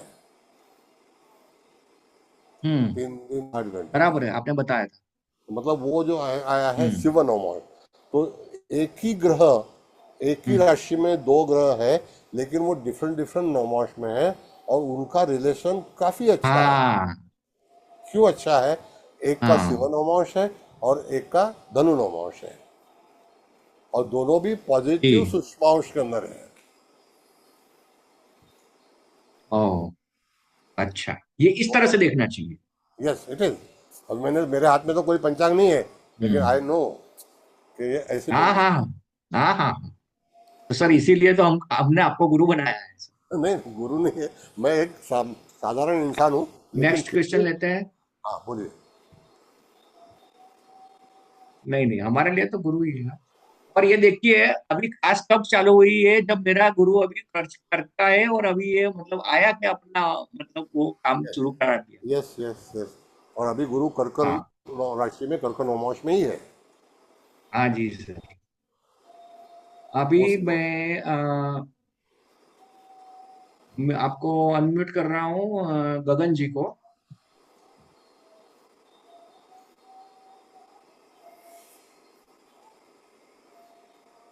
गगन जी। नमस्कार सर। नमस्ते। सर नमस्ते। बहुत बहुत अच्छा लगा। अच्छा, बाकी तो मुझे मतलब लगता है कि कोई बहुत ज्यादा डाउट नहीं है, क्योंकि आपने एक बहुत अच्छी एक फाइल दी थी 4 पेजेस की, जिसका नाम था फलादेश तंत्र। अगर जिसने उसका प्रिंट आउट निकाल लिया तो शायद उसको आज ये समझ में बहुत अच्छे से आ गया होगा। अगर मैं सभी लोगों से कहूंगा, एक फलादेश तंत्र नाम से एक फाइल थी जिसमें 4 पेज थे, आप उसका प्रिंट निकाल लो, तो जो बहुत सारी अभी क्वेरीज हुई हैं वो सब कुछ उसके अंदर है। डिग्रीज के साथ, राशि के साथ, कौन सा ग्रह है। अच्छा सर, मेरा एक प्रश्न था, मतलब जो अभी आपने पूछा, बोलिए जैसे बोलिए। कुछ कुछ सूक्ष्मांश के गुरु भी हैं, स्वामी भी हैं। यस। तो सपोज करो कोई ग्रह पापांश में आ गया, जैसे, हम्म। और उस पापांश में शनि आ गया, और उस पापांश का स्वामी भी शनि ही है, तो यस। उसका परिणाम भिन्न होगा। और उस पापांश में अगर कोई सपोज करो चंद्रमा आ गया और पापांश का स्वामी शनि है, तो उसका परिणाम भिन्न होगा। यस। अब ये कैसे होता है, जैसे ग्रह की एक कैपेसिटी और क्वालिटी है। ठीक। हम सूरज के पास से जो मांग सकते हैं वो मंगल के पास नहीं मांग सकते। मंगल डिपेंडेंट है, सूरज डिपेंडेंट नहीं ठीक। है। सूरज इंडिपेंडेंट है। और जी। सूर्य तारा है, वो स्वयं प्रकाशित है। और ठीक। इत्यादि ग्रह जो है वो डिपेंडेंट इसके लिए है कि वो उनके पास स्वयं प्रकाश नहीं है। हम्म। तो पापांश में अगर रहेगा तो एक व्यक्ति अपने से पाप करवाने की कोशिश करेगा और एक व्यक्ति खुद पाप करेगा। ठीक। ये चीज़ है। उसके बाद में जो प्लानिटरी जैसे नक्षत्र है, तो नक्षत्र स्वयं प्रकाशित है। और वहाँ से जब प्लानिटरी पोजीशन की मोमेंट होती है तो उसकी गति जो है इज डिपेंड अपॉन द सन, सूर्य के आधार पर है। तो वो ठीक। जैसे सूरज के नज़दीक आएंगे तो अतिचारी होंगे, सूरज से दूर जाएंगे तो वहाँ पर वक्री हो सकते हैं। तो जैसे कि एक इंसान के कुंडली के अंदर वक्री ग्रह है तो वो पीछे जाने वाला ग्रह रहेगा। जैसे अभी शनि महाराज 28 तारीख तक वक्री है, बाद में वो रेट्रोग्रेड होकर फॉरवर्डेड हो जाएंगे। तो उसका फलित अलग है, वो जब हम उसका एग्जाम्पल लेंगे तब आपको बता सकते हैं। तो आपका क्वेश्चन फिर से पूछिए तो मैं बता दूंगा। और सर, जैसे जैसे सर, वृष राशि में जो पहला नवमांश है उस वो पापांश है। अब उसका स्वामी शनि है। अब वृष राशि के पहले नवमांश में जो सूक्ष्मांश पापांश है, वहां पे शनि का परिणाम और सपोज चंद्रमा का परिणाम, अब दोनों पापांश में हो गए। तो चूंकि उस पापांश का स्वामी शनि स्वयं है, तो उस शनि के परिणाम पे अंतर आएगा। वो कम पाप करेगा, मतलब कम पापी होगा, या चंद्रमा जैसे उसका शत्रु है तो, और वो वृषभ के पहले नवमांश में आ गया, वो अधिक नुकसान करेगा। तो वो मैं समझना चाहता हूँ थोड़ा सा। बताओ बताओ आपको। ऐसा है, चंद्र शनि की युति ये ग्राह्य नहीं है, इनवैलिड है, मतलब वैलिड नहीं है। नंबर वन क्या होगा, तो ये कहाँ पर हुआ है। जैसे मूल कुंडली में ऋषभ लग्न आपका कहाँ पर है, ऋषभ राशि कहाँ पर है, सपोज कर लिए 10th हाउस में। 10th हाउस में, तो सिंह लग्न हो गया, जी। बराबर है। अभी उसके बारे में पहले तो डिप्रेशन, नर्वसनेस आ जाएगा। क्योंकि शनि का नियम ऐसा है कि जैसा मैं बोलूँगा वैसे तुझे करना पड़ेगा। शनि कानून का कारक है, कानून की ओर जाना पड़ेगा। और चंद्रमा के साथ में है तो उसका मन जो है ज़्यादा प्रसन्न नहीं हो सकता है। कालांतर से उसके जीवन में नैराश्य आ सकता है। चंद्रमा डिप्रेशन का कारक है। तो चंद्रमा जो है और शनि की युति वैलिड नहीं है, और वहाँ पर रहेगी तो इंसान का जहर पी के इंसान चलता है। जैसे भगवान शिव जी के माथे पर चंद्रमा की कोर है, तो भगवान शिव जो है वो स्वयं इतने पावरफुल है, तो चंद्र उनका भूषण है।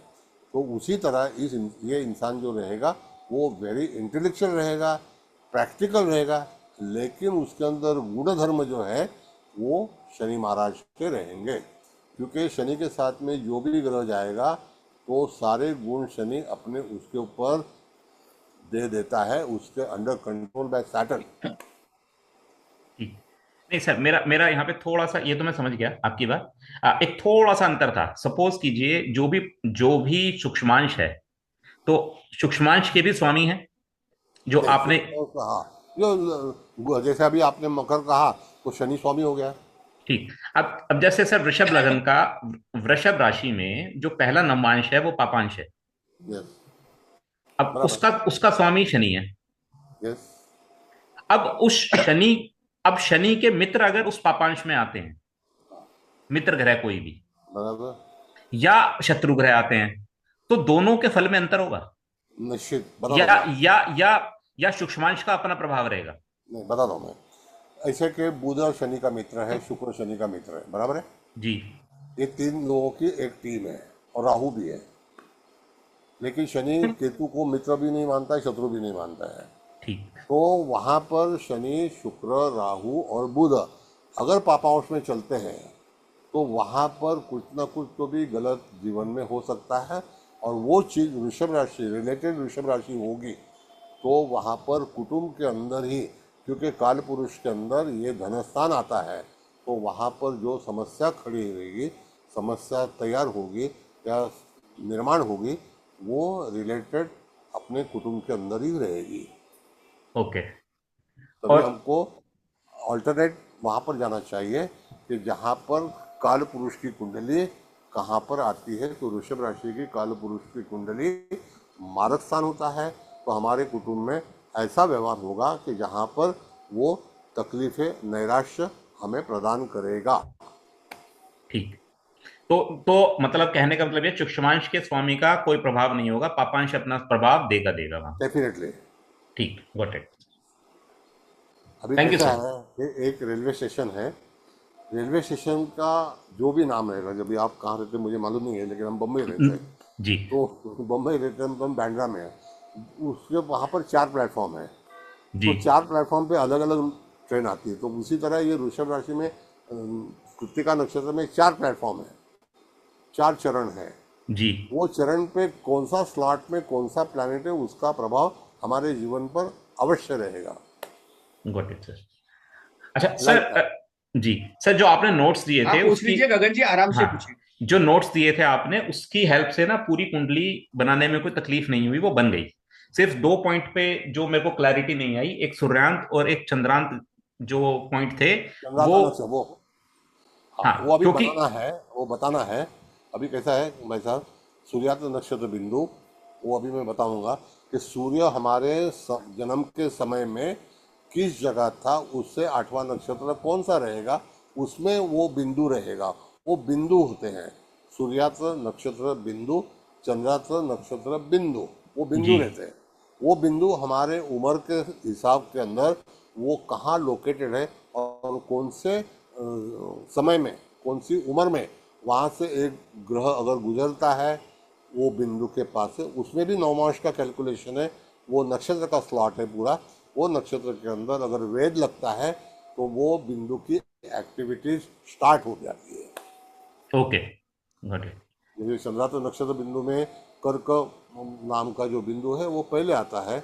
जैसे वहाँ विद्युन्मुख आता है, तो विद्युन्मुख मतलब मुख मतलब सामने, हमारे सामने, दृष्टि मतलब विद्युन, गॉट इट। दृष्टि के सामने काफ़ी चीज़ें हमारे आती है। जैसे हम एक किसी को दोस्त मानते हैं, लेकिन वो दोस्त पलट जाता है, तो हम आंखों से देखते हैं कि हमारा इंसान हमारे से पलट गया। Yes. तो एक तरीके से रिविलेशन वाला पॉइंट हो गया। Got it. तो वो ठीक हम है आगे कवर गगन जी, करेंगे। थैंक जी यू। जी, welcome sir, thank you sir. Thank you. Thank you. Jayraj ji, आपकी बारी है। नमस्कार सर। नमस्ते, बोलिए। मैं जैसे मेरे पास एक कुंडली है अभी, मकर लग्न है, और मकर लग्न में शनि, गुरु, चंद्र और केतु 4 ग्रह बैठे हुए हैं। तो लग्न बिंदु तो श्रवण का दूसरा चरण है, तो वो तो हो गया ये कुंडली जो है, भोग्यांश। ये ये 1962 में ये स्थिति थी, समझ गए ना। ये नवंबर नवंबर 1961 की है 62 ना। में एक पोजीशन थी, 61 में भी थी। हाँ तो वहाँ पर नवंबर हाँ में वो तुला और कन्या राशि के अंदर, वृश्चिक के अंदर के रवि रहेगा। तो रवि पंचम स्थान में रहेगा, या तो वहाँ पर है। एनीवे, हाँ, अभी बताइए आप मुझे कि यहाँ पर शनि केतु की युति है, वो मकर राशि में, तो आप क्या पूछना चाहते हाँ हैं। जी। नहीं, मैं ये पूछना चाह रहा था, जैसे ये 4 ग्रह हैं, तो ये चारों के फलादेश से उस व्यक्ति का मतलब हम मतलब उसका आजीविका का चयन कर सकते हैं, या फिर उसकी कैरेक्टरिस्टिक चेक की कर सकते हैं केवल। ऐसा है, मैं आपको बताऊं जो राशि में एक नक्षत्र में अगर 4 ग्रह हैं या एक राशि में 4 ग्रह हैं, तो गुजराती में ऐसा कहा जाता है, आ તમારે બહુ જ પડે, એમાંથી તમે બહાર નહીં આવી શકો. તો એ મકર રાશિમાં છે. તો મકર રાશિ એટલે શું છે કે આપણો કાલપુરુષની કુંડલી અંદર વ્યાપાર કહે છે, व्यापार का है. तो सर व्यापार हिंदी में, में ही बताइए. हाँ, व्यापार में जो चीज़ है वहाँ पर तकलीफ होती है, पिता को हो सकती है. और जो लोकेशन में, तो उनका लग्न क्या है, मकर लग्न ही है. मकर लग्न है और लग्न बिंदु श्रवण का दूसरे चरण है. ठीक है, तो वो ऋषभ नवमास है, समझिए. तो उसके अंदर श्रवण नक्षत्र का दूसरा चरण जो है वो अच्छा है, भोग्यांश है. तो वहाँ हाँ पर हम भोग्यांश. देखेंगे.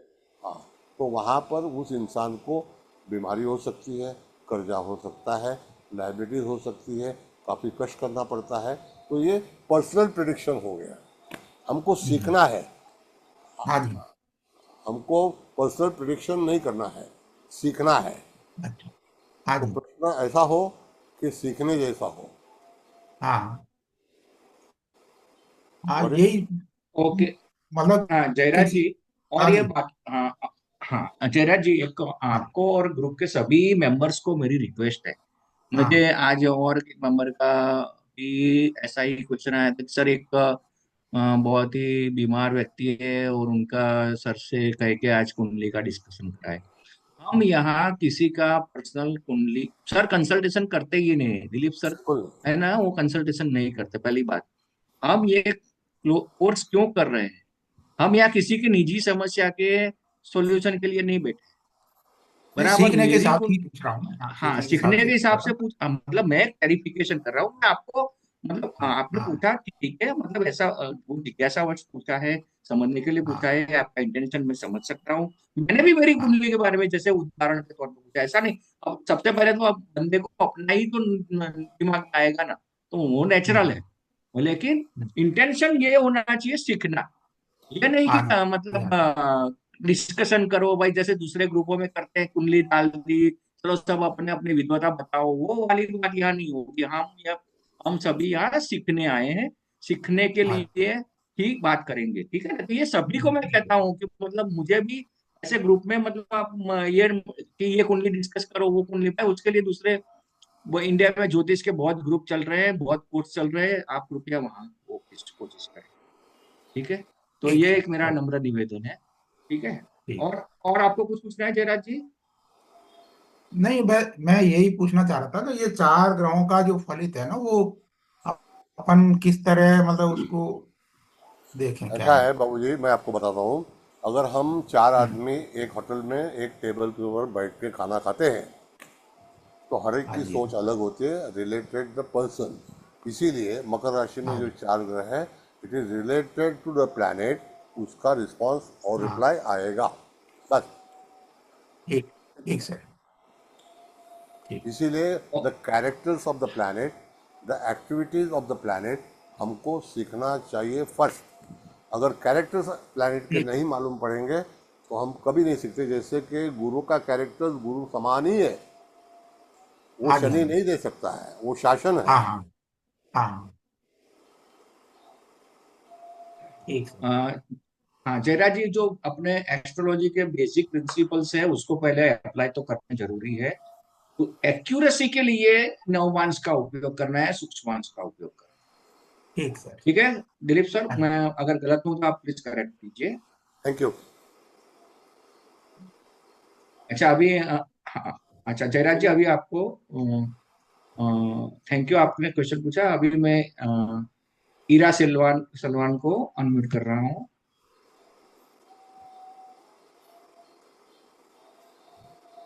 Miss Ira hello. Silvan. Hello. हाँ आप हाँ नमस्ते. हाँ. Good evening sir. नमस्ते. Good evening. सर, जो अभी आपने नवांश के बारे में बताया था, इट वाज वेरी गुड. मतलब समझ में भी हर चीज आई. यहाँ पे मेरे केवल दो क्वेश्चन हैं. एक तो नीचांश से मतलब मैं डेबिलिटेशन एंड एक्सोल्टेशन मानूं, उच्चांश, ये मेरा आ गया, उसी तरह से मैं रिजल्ट लूंगी. बराबर. जी. देखो, और नीचांस मतलब जैसे कि हमारे हाँ, जैसे दूसरे के नज़र में हमको नीचापन दिखाना, या जी. हमारे से कुछ गलतियां हो जाना, ये चीज है। Lower sir status. ऐसे ले सकती हूँ मैं इसको, जैसे मेरा मून है, मून मान लीजिए वृषभ राशि में, वो होता है उच्च का, और स्कॉर्पियो में जाके वो नीच का आ जाता है। या बराबर। सन है, सन मेष में एक्सॉल्टेड होगा एंड सेवंथ में जाके तुला में डेबिलिटेटेड होगा।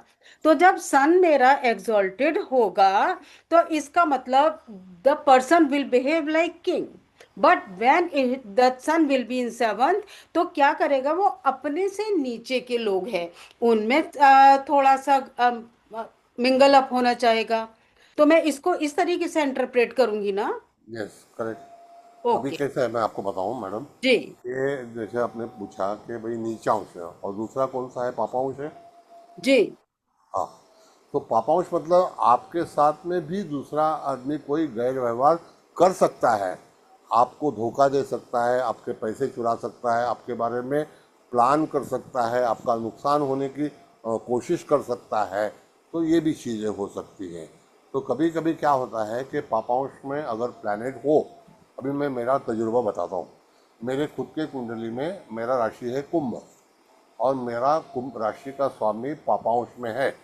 जी तो हमारे बिजनेस के अंदर काफ़ी लोग ऐसा प्लानिंग करते हैं कि वहाँ पर बिजनेस मतलब अदर बिजनेस में, जी जी तो जी हम ज्योतिष मेरा बिजनेस नहीं है, तो अदर बिजनेस में वहाँ पर कोशिश करते हैं, कंपटीशन करते हैं और जी। हमको नीचे गिराने की कोशिश करते हैं।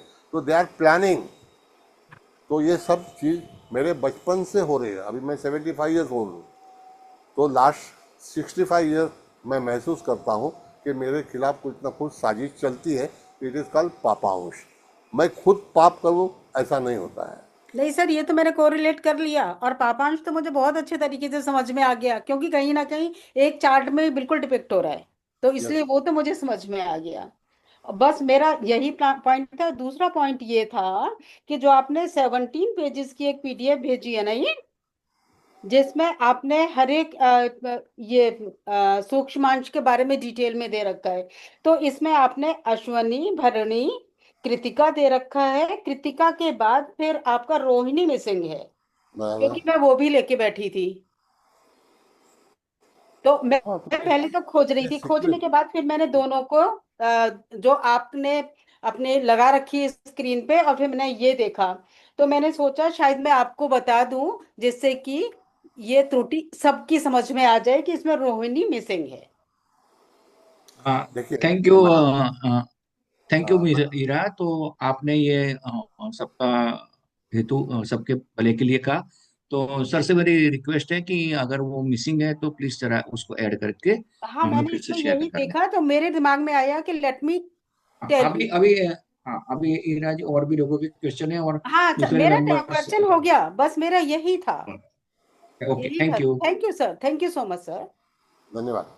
अच्छा, क्या अभी मैं रिक्वेस्ट करता हूँ कि अगर यही पॉइंट्स हो तो प्लीज अपने हैंड्स लोअर कर दीजिए, क्योंकि हम फिर नहीं तो टाइम देखो निकलता जा रहा है, फिर और सीखने से रह जाएंगे। तो मैं अनम्यूट करके जैसे भी आपका। शैलेश शैलेश जी फटाफट पूछिए, जो भी पूछना है शॉर्ट सर में पूछिए प्रणाम, प्लीज। सर प्रणाम। नमस्ते। सर नमस्ते। आपको सिर्फ आपके ज्ञान और आपके अभ्यास को प्रणाम करना है। बस मुझे तो यही मार्गदर्शन दीजिए कि इतनी अच्छी गणना हम लोग कैसे सीख सकते हैं। बहुत ही बेसिक क्वेश्चन है ये, नहीं नहीं, हाँ आप हाँ, क्योंकि इसमें उसी के लिए ही क्लास किए हैं। प्लीज कृपया आप ऐसे सब चीजें वो है वो हम अपने मैसेज चैट बॉक्स में लिख सकते हैं। ये मतलब उसी के लिए ही क्लास किए हैं, ठीक है ना? वो धीरे धीरे आप भी तैयार हो जाएंगे। और नहीं कुछ आप सर, पूछना जो है आपको? जैसे नवांश की तुरंत वहां पहुंच गए, तो ये जो राशि है इस भाव में आएगी। यदि कोई राशि की हम बात कर रहे हैं तो ये ग्रह इस नवांश में हो सकता है। तो ये बहुत ही मतलब ठीक है, अभ्यास की बात होगी, और सर की तो एज और अनुभव बहुत ज्यादा है। लेकिन इसका तरीका यदि कोई कुछ है गणना करने का, तो वो हम लोग जानना चाह रहे थे। नहीं, ऐसा है बाबूजी, मैं आपको धन्यवाद सर। बताता हूँ। नहीं नहीं, बताता हूँ आपको। आपने अच्छा क्वेश्चन किया है। तो एक सिंपल बात बताता हूँ। हम सारे ग्रह का देखते हैं, राहु केतु की जो नक्षत्र है, तो राहु केतु के नक्षत्र के अंदर हम देखेंगे तो वहाँ पर चंद्रमा के जो सारे नक्षत्र हैं, जैसे कि रोहिणी है, हस्त है और मृग, ये है श्रवण है, उसके चारों नवमांश जो है वो बहुत बलवान है। सिंह राशि के अंदर मघा नक्षत्र जो है, उसके चारों चरण जो है वो काफी बलवान है। कर्क राशि में पुष्य नक्षत्र में एक दरिद्रांश है, एक दरिद्रांश पुष्य नक्षत्र में है, एक दरिद्रांश जो है वो चित्रा नक्षत्र के अंदर है। तो ये दो दरिद्रांश से एक तीसरा जो है वो वहाँ पर और एक दरिद्रांश आता है, वो सिंह राशि के अंदर पूर्वा फाल्गुनी नक्षत्र में है। तो इसको याद रखना पड़ेगा आपको। दरिद्रांश मतलब पॉवर्टी, किसी का नुकसान हो सकता है। अभी समझो, एक मैं आपको बताता हूँ, एक रिश्ता आपके पास आया और आपने खाली नवमांश कुंडली का कैलकुलेशन किया और उसका एक ग्रह दरिद्रांश में है, ऐसा समझो, ABCD जो भी होगा XYZ, तो उसमें आप सूचित कर सकते हैं कि भाई इसका ये ग्रह जो दरिद्रांश में है, आगे जाके जब वेद लगेगा, जब समय आएगा, तब हानि होगी। ये निर्णय है। दरिद्रांश मतलब पॉवर्टी, हानि होगी, ये उसका रिप्लाई है। तो ऐसे सारे जो सूक्ष्मांश है, उसका नाम अगर आपको याद है तो काफ़ी नक्षत्र जो है, जैसे रोहिणी नक्षत्र काफ़ी अच्छा नक्षत्र है, हस्त नक्षत्र में देखिए बहुत अच्छा है, बलिष्ठांश करके जो है फर्स्ट नवमांश है, बलिष्ठांश है मतलब बल है, ताकत है, तो दैट इज गुड। ये चीज़ है। जैसे कि मघा नक्षत्र हमेशा हम कहते हैं कि बहुत खराब नक्षत्र है, ऐसा है वैसा है, ये वैसा नहीं है। उसके चारों चरण जो है, जैसे न्यायांश है वन ऑफ द बेस्ट, सेनांश है वन ऑफ द बेस्ट, विचक्षणांश है वन ऑफ द बेस्ट, फिर धनांश है वन ऑफ द बेस्ट, मतलब चारों चरण जो है वेरी पॉजिटिव। पुष्य नक्षत्र अच्छा है, 363 तारों का नक्षत्र है, लेकिन एक चरण जो है वो दरिद्रांश में है, तो दैट इज बैड। मतलब 363 तारे के अंदर एक चरण जो है वो हानिकारक है। तो ये आपको चार्ट भेजा है, वो चार्ट में आप कैलकुलेट करके स्मरण कर सकते हैं, मेमोराइज करना पड़ेगा इसको। यस। ठीक है, अभी आखिरी क्वेश्चन है आज पे इस टॉपिक के सिलसिले में, मिस्टर राजीव जग्गी का है।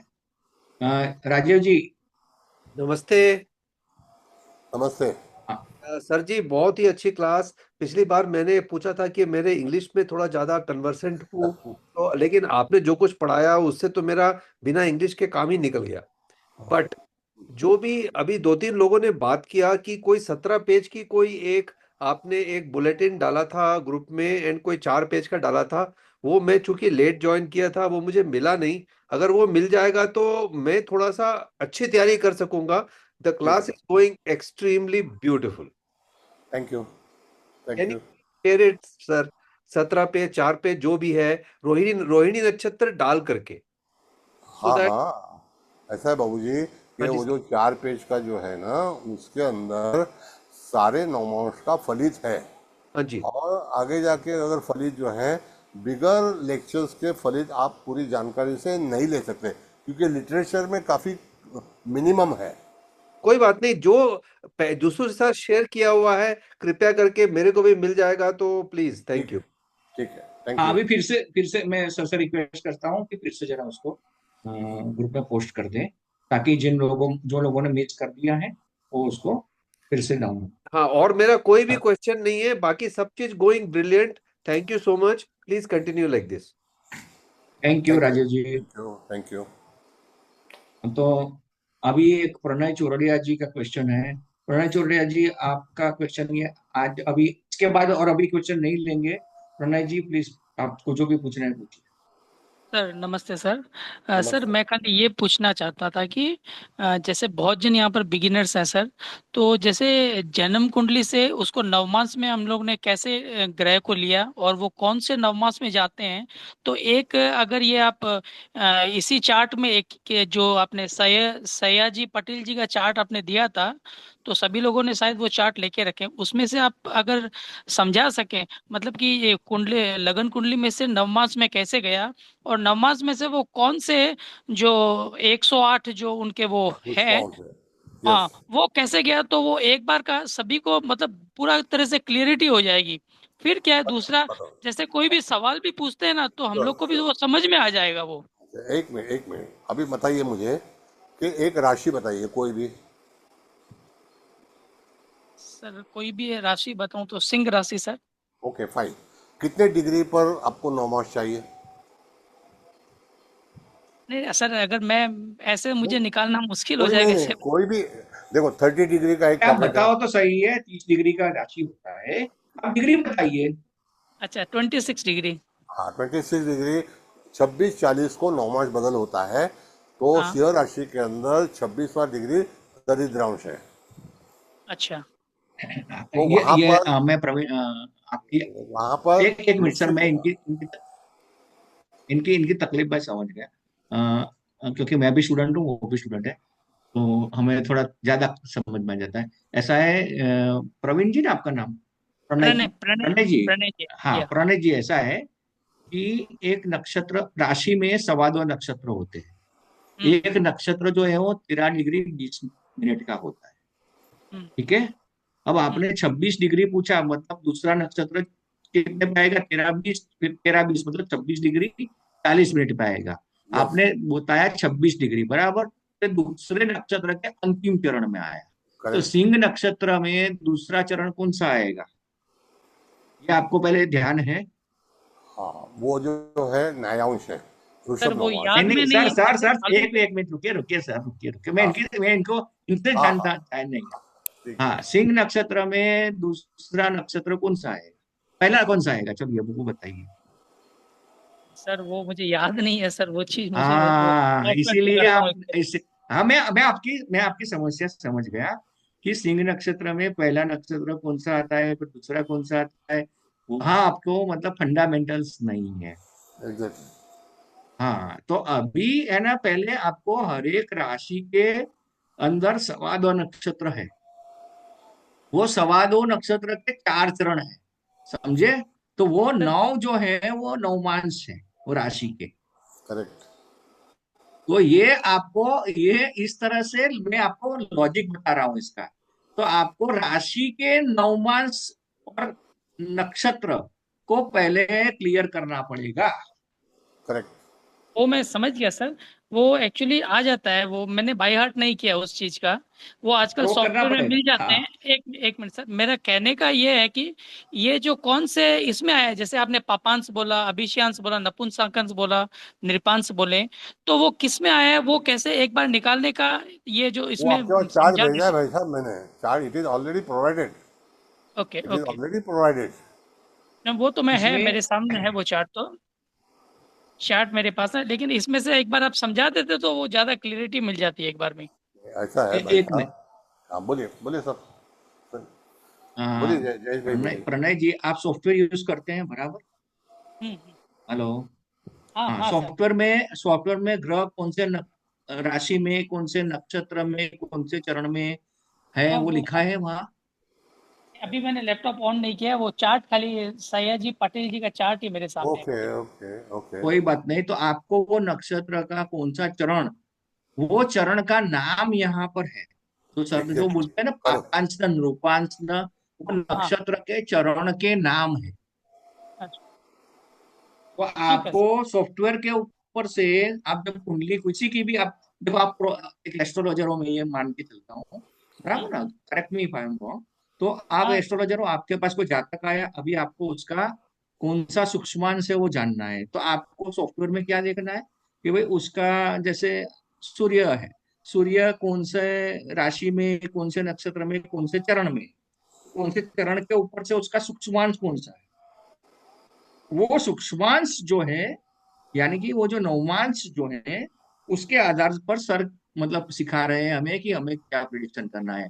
हम जो राशि के ऊपर से, कि भाई सूर्य ये राशि में बैठा है, सूर्य कर्क में है तो हम बोलते हैं अच्छा है, सूर्य सिंह में है तो ये बोलते हैं अच्छा है, सूर्य तुला में है तो हम बोलते हैं नीच का है। लेकिन तुला राशि में 9 नवमांश है, तो हर एक नवमांश का फल अलग अलग है। उतना डिटेल एग्जैक्टली। में अभी जाने के लिए ये कोर्स है। ठीक है sir. Correct me if I am wrong. One जोडियाक divided by 9, हम्म। ऐसा है। अभी वही। तुला राशि हाँ के तो मतलब अंदर हर एक राशि राशि कौन जो कौन है है? उसके 9 नवमांश है, इसीलिए तो उसको नवमांश कहते हैं। यस। और ऐसे डिविजनल चार्ट्स टोटल है जो 60 तक जाते हैं, D60। ये सर जो अभी सिखा रहे हैं वो D9 सिखा रहे हैं। वो उसमें राशि के 60 भाग किए जाते हैं, ये अभी 9 भाग करेक्ट की बात है। Correct correct. ठीक है ओके सर। अभी, ओके यस प्रणय जी तो राइट सर। ओके, तो अभी मैं आपको म्यूट कर रहा हूँ। अच्छा, अभी सारे मेंबर्स के क्वेश्चंस हो गए हैं, तो और 9-10 भी हो रही हैं, तो सर अभी छोटा सा कोई टॉपिक या सबका, मुझे लगता है थोड़ा एस्ट्रोलॉजी का जो बेसिक है ना सर, उसके अंदर पहले क्लैरिफिकेशन करने पड़ेंगे, क्योंकि मैं भी थोड़ा आपसे तो जूनियर हूँ, थोड़ा उसी जमाने में सीखा हूँ, तो मतलब मैं फिर भी समझता हूँ, क्योंकि हम तो सब हाथ से बनाते थे, लेकिन ये जो सॉफ्टवेयर और मोबाइल ऐप की वजह से क्या हुआ है कि गणित खत्म हो गया है ज्योतिष में, तो इनको बैक टू फंडामेंटल्स करना पड़ेगा। अभी देखो ना, एआई की वजह से काफ़ी चीज़ें कम हो गई, हम्म। ऐसा है ना। हाँ सही है। क्योंकि अभी डे बाय डे ऐसे ही रहेगा, हमारी दुनिया आस्ते आस्ते कम होते जाएगी। जी, तो अभी सर और है जो आपने 9:30 तक का टाइम रखा है, तो 9:10 हो रही है, तो नहीं बस अभी 15-20 मिनट में। अभी अगर आपको नहीं, अभी कैसे है मैं आपको बताऊं कि एक तो पहली बात तो अभी इनको 4 दिन जो है हम वेनसडे को क्लास लेंगे। In with hmm. In that 4 days इनको अपना खुद का कैलकुलेशन तैयार करने दीजिए, जो भी है वो। सर अगर सर मैं गणित तो बोलता हूँ करेंगे, आप होमवर्क दीजिए हमें। नहीं होमवर्क इसमें कुछ होता नहीं है, मतलब वो याद अरे करें। अरे मैं बताता हूँ, चलो चलो मैं बताता हूँ फिर मॉनिटर के हिसाब से। ठीक है चलो। हाँ, एक तो क्या है, हम सभी को राशि के सभी नक्षत्र के नाम, उनके सभी चरण के सूक्ष्मांश के नाम, इतना तो पहले याद करना ही पड़ेगा, यस उसके बगैर आगे नहीं चल पाएंगे। करेक्ट। अब जिनको फिर इसमें कष्ट हो रहा हो, समय नहीं हो, ज्यादा बिजी हो, तो फिर उनको क्लास अटेंड करने का मतलब नहीं रहेगा, क्योंकि ये तो एकदम प्राथमिक है। राशि की दिशा, राशि के तत्व, ग्रहों के तत्व, ग्रहों की राशियां, ये सब तो चीजें फंडामेंटल्स है। अगर इसके अंदर आपको फंडामेंटल्स में समस्या है, तो पहले उसको पक्का करिए, उसके बाद या तो फिर बाद में फिर रिकॉर्डिंग देख लीजिए, क्योंकि इसके बगैर तो आपको मजा नहीं आएगा। नहीं आएगा। फिर आप पूछते रहेंगे, दूसरे लोगों का टाइम भी फिर वेस्ट होगा। 2 लोग पूछना चाहते हैं, एक पहले मैं वसंत जी को अनम्यूट कर रहा हूँ। ठीक है। हाँ जयेश भाई, वसंत जी बताइए। जयेश भाई, हाँ ये जो सर ने जो चार्ट दिया है सूक्ष्मांश के, जो 108 सूक्ष्मांश, वो तो याद कर लेंगे, लेकिन सर ना बार बार जो भी लग्न कुंडली में जो समझो कोई राशि है, वो नवमांश में वो कौन से नवमांश बन जाएगा, वो नवमांश की राशि भी बोलते हैं। उसका कुछ ऐसा कोई चार्ट है जिससे कि हम लोग जैसे सूक्ष्मांश के 108 याद कर लेंगे, वैसे वो भी याद कर लेंगे? नहीं, अभी देखिए मैं आपको बताता हूँ कैसे है कि अकॉर्डिंग टू डिग्री, मैंने अभी वो भाई साहब ने पूछा था सिंह राशि के अंदर 26 डिग्री, तो हमको नियम है कि 3-20, 6-40, 10, 13-20, 16-40, 20, 23-20, 26-40, 26, ऐसा एक नियम है। तो वो स्लॉटिंग तो जैसे कोई कैलकुलेशन नहीं है, वो आपको वहाँ पर ही दिखेगा कि आपका ग्रह कौन से राशि से कौन से नौमास पे आ गया है। नहीं मैं उसका थोड़ा स्पष्टीकरण करूँ। 30 डिग्री है, और उसके 900, उसको 9 से भाग दीजिए, यस नहीं, वो हो कितना गया। होगा? जयेश भाई वो समझ कितना गया हो मैं। गया? जयेश तीन भाई 3 डिग्री 20 मिनट, तीन समझ गया। डिग्री बीस मिनट एक चरण है। समझ गया जयेश भाई। राशि के 9 हिस्से, नवमांश है, हर एक चरण जो है, हर एक नवमांश है, वो 3 डिग्री 20 मिनट का है। आपको पता है बच्चे का जन्म है वो कितने मिनट के बाद में उसका नवमांश बदलता है? हर 15 मिनट के बाद। क्यों? वो जरा अगले बार क्लास के पहले सोच के बताना, ठीक है?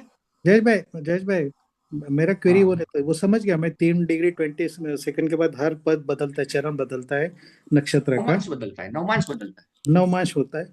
मैं पूछ रहा हूँ कि जैसे जैसे दिए हुए सूक्ष्मांश, वैसे उसके नवमांश की जो राशि है वो भी 12-12 के इसमें चेंज होते रहेंगे।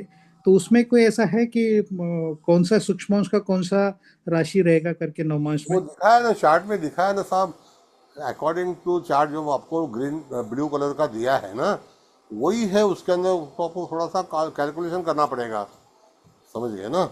उसका कोई टेक्निकल प्रोसेस नहीं है अभी उसके मतलब लिए। उनका ये प्रश्न है सर, बराबर उनका है। ये प्रश्न है कि ये जो सूक्ष्मांश है उसकी राशि है। हाँ, जैसे बराबर। 65 नंबर का सूक्ष्मांश है, हाँ बराबर। तो वो बराबर। मतलब कौन सी राशि में आएगा और उसके हिसाब से क्या हो, वो ये ऐसा नक्षत्र पूछ रहे हैं देखिए, वसंत जी। सर D1 का D9 में जो कन्वर्जन है उसका कोई रेशो है, जैसे डी रेशियो नहीं है। रेशियो हमको 3.20 डिग्री का ही रेशियो है। हमारा ये गणित 60 का है, 100 का गणित नहीं है। ये गणित 60 का है। समझ गया सर। समझो D1 में मेष राशि है, तो D9 में वो पहली राशि कौन सी आएगी, ऐसा अगर समझना है तो कैसा, उसका क्या रहेगा नहीं तरीका? नहीं देखिए, नहीं, मैं ऐसा नहीं हो सकता। ढूंढता हूँ, अगर मिलेगा तो मैं भेजूंगा। मगर एक अभी आपको एक इंफॉर्मेशन देता हूँ मैं। अगर जैसे भी जयेश भाई ने कहा कि धनिष्ठा नक्षत्र जो है कुंभ राशि में तुला नवमास उनका खुद का है, तो वो वायव्य दिशा में आता है। वायव्य से ईशान्य तक हम जाते हैं तो काफ़ी राशियां जो है वो छोटी है, क्योंकि हमारी पृथ्वी जो है वो लंब हुई है। तो वहाँ नॉर्थ पोल के अंदर जहाँ पर वसंत संपात बिंदु है, तो वहाँ वसंत संपात बिंदु में आप कोई भी कैलकुलेट करेंगे। जैसे उदाहरण तौर पर मैं आपको बताता हूँ, एक ग्रह समझो मीन राशि में चल रहा है, तो उसकी कक्षा नैरो है। Got it. अभी समझो कि शनि महाराज को 2.5 साल लगेगा मीन राशि में, तो पूरा 2.5 साल नहीं लगेगा, तो उसमें कई दिन कम होंगे, क्योंकि वसंत संपात बिंदु वहाँ पर लंबगोल आया है। तो इसीलिए राशि को जल्दी जल्दी कवर करता है ग्रह, क्योंकि उसका जो डिस्टेंस है वो कम है। तो उसी तरह आपको नवमास निकालना है, तो वही चीज़ में जहाँ पर आपको जो चार्ट दिया है उसमें सारे डिटेल्स है, और खाली आपको 3-20 से याद रखना है। Got it? अभी क्या होता है मैं आपको बताता हूँ। जहाँ पर हम बेसिक सीखते हैं ना, तो बेसिक सीखने के समय में हमको काफ़ी कमी महसूस होती है, क्योंकि उन्होंने पूरा बेसिक सिखाया नहीं होता है। तो इसीलिए हमको याद करने में या समझने में काफ़ी दिक्कत होती है। बेसिक इम्पॉर्टेंट है। वसंत जी का मुझे लगता है प्रश्न ऐसा है कि समझो कि 65 नंबर का सूक्ष्मांश है, तो वो कैसे, मतलब कौन सी राशि में आएगा नवमांश, वो उस ग्रह का। जैसे आपने बताया सूर्य है जो।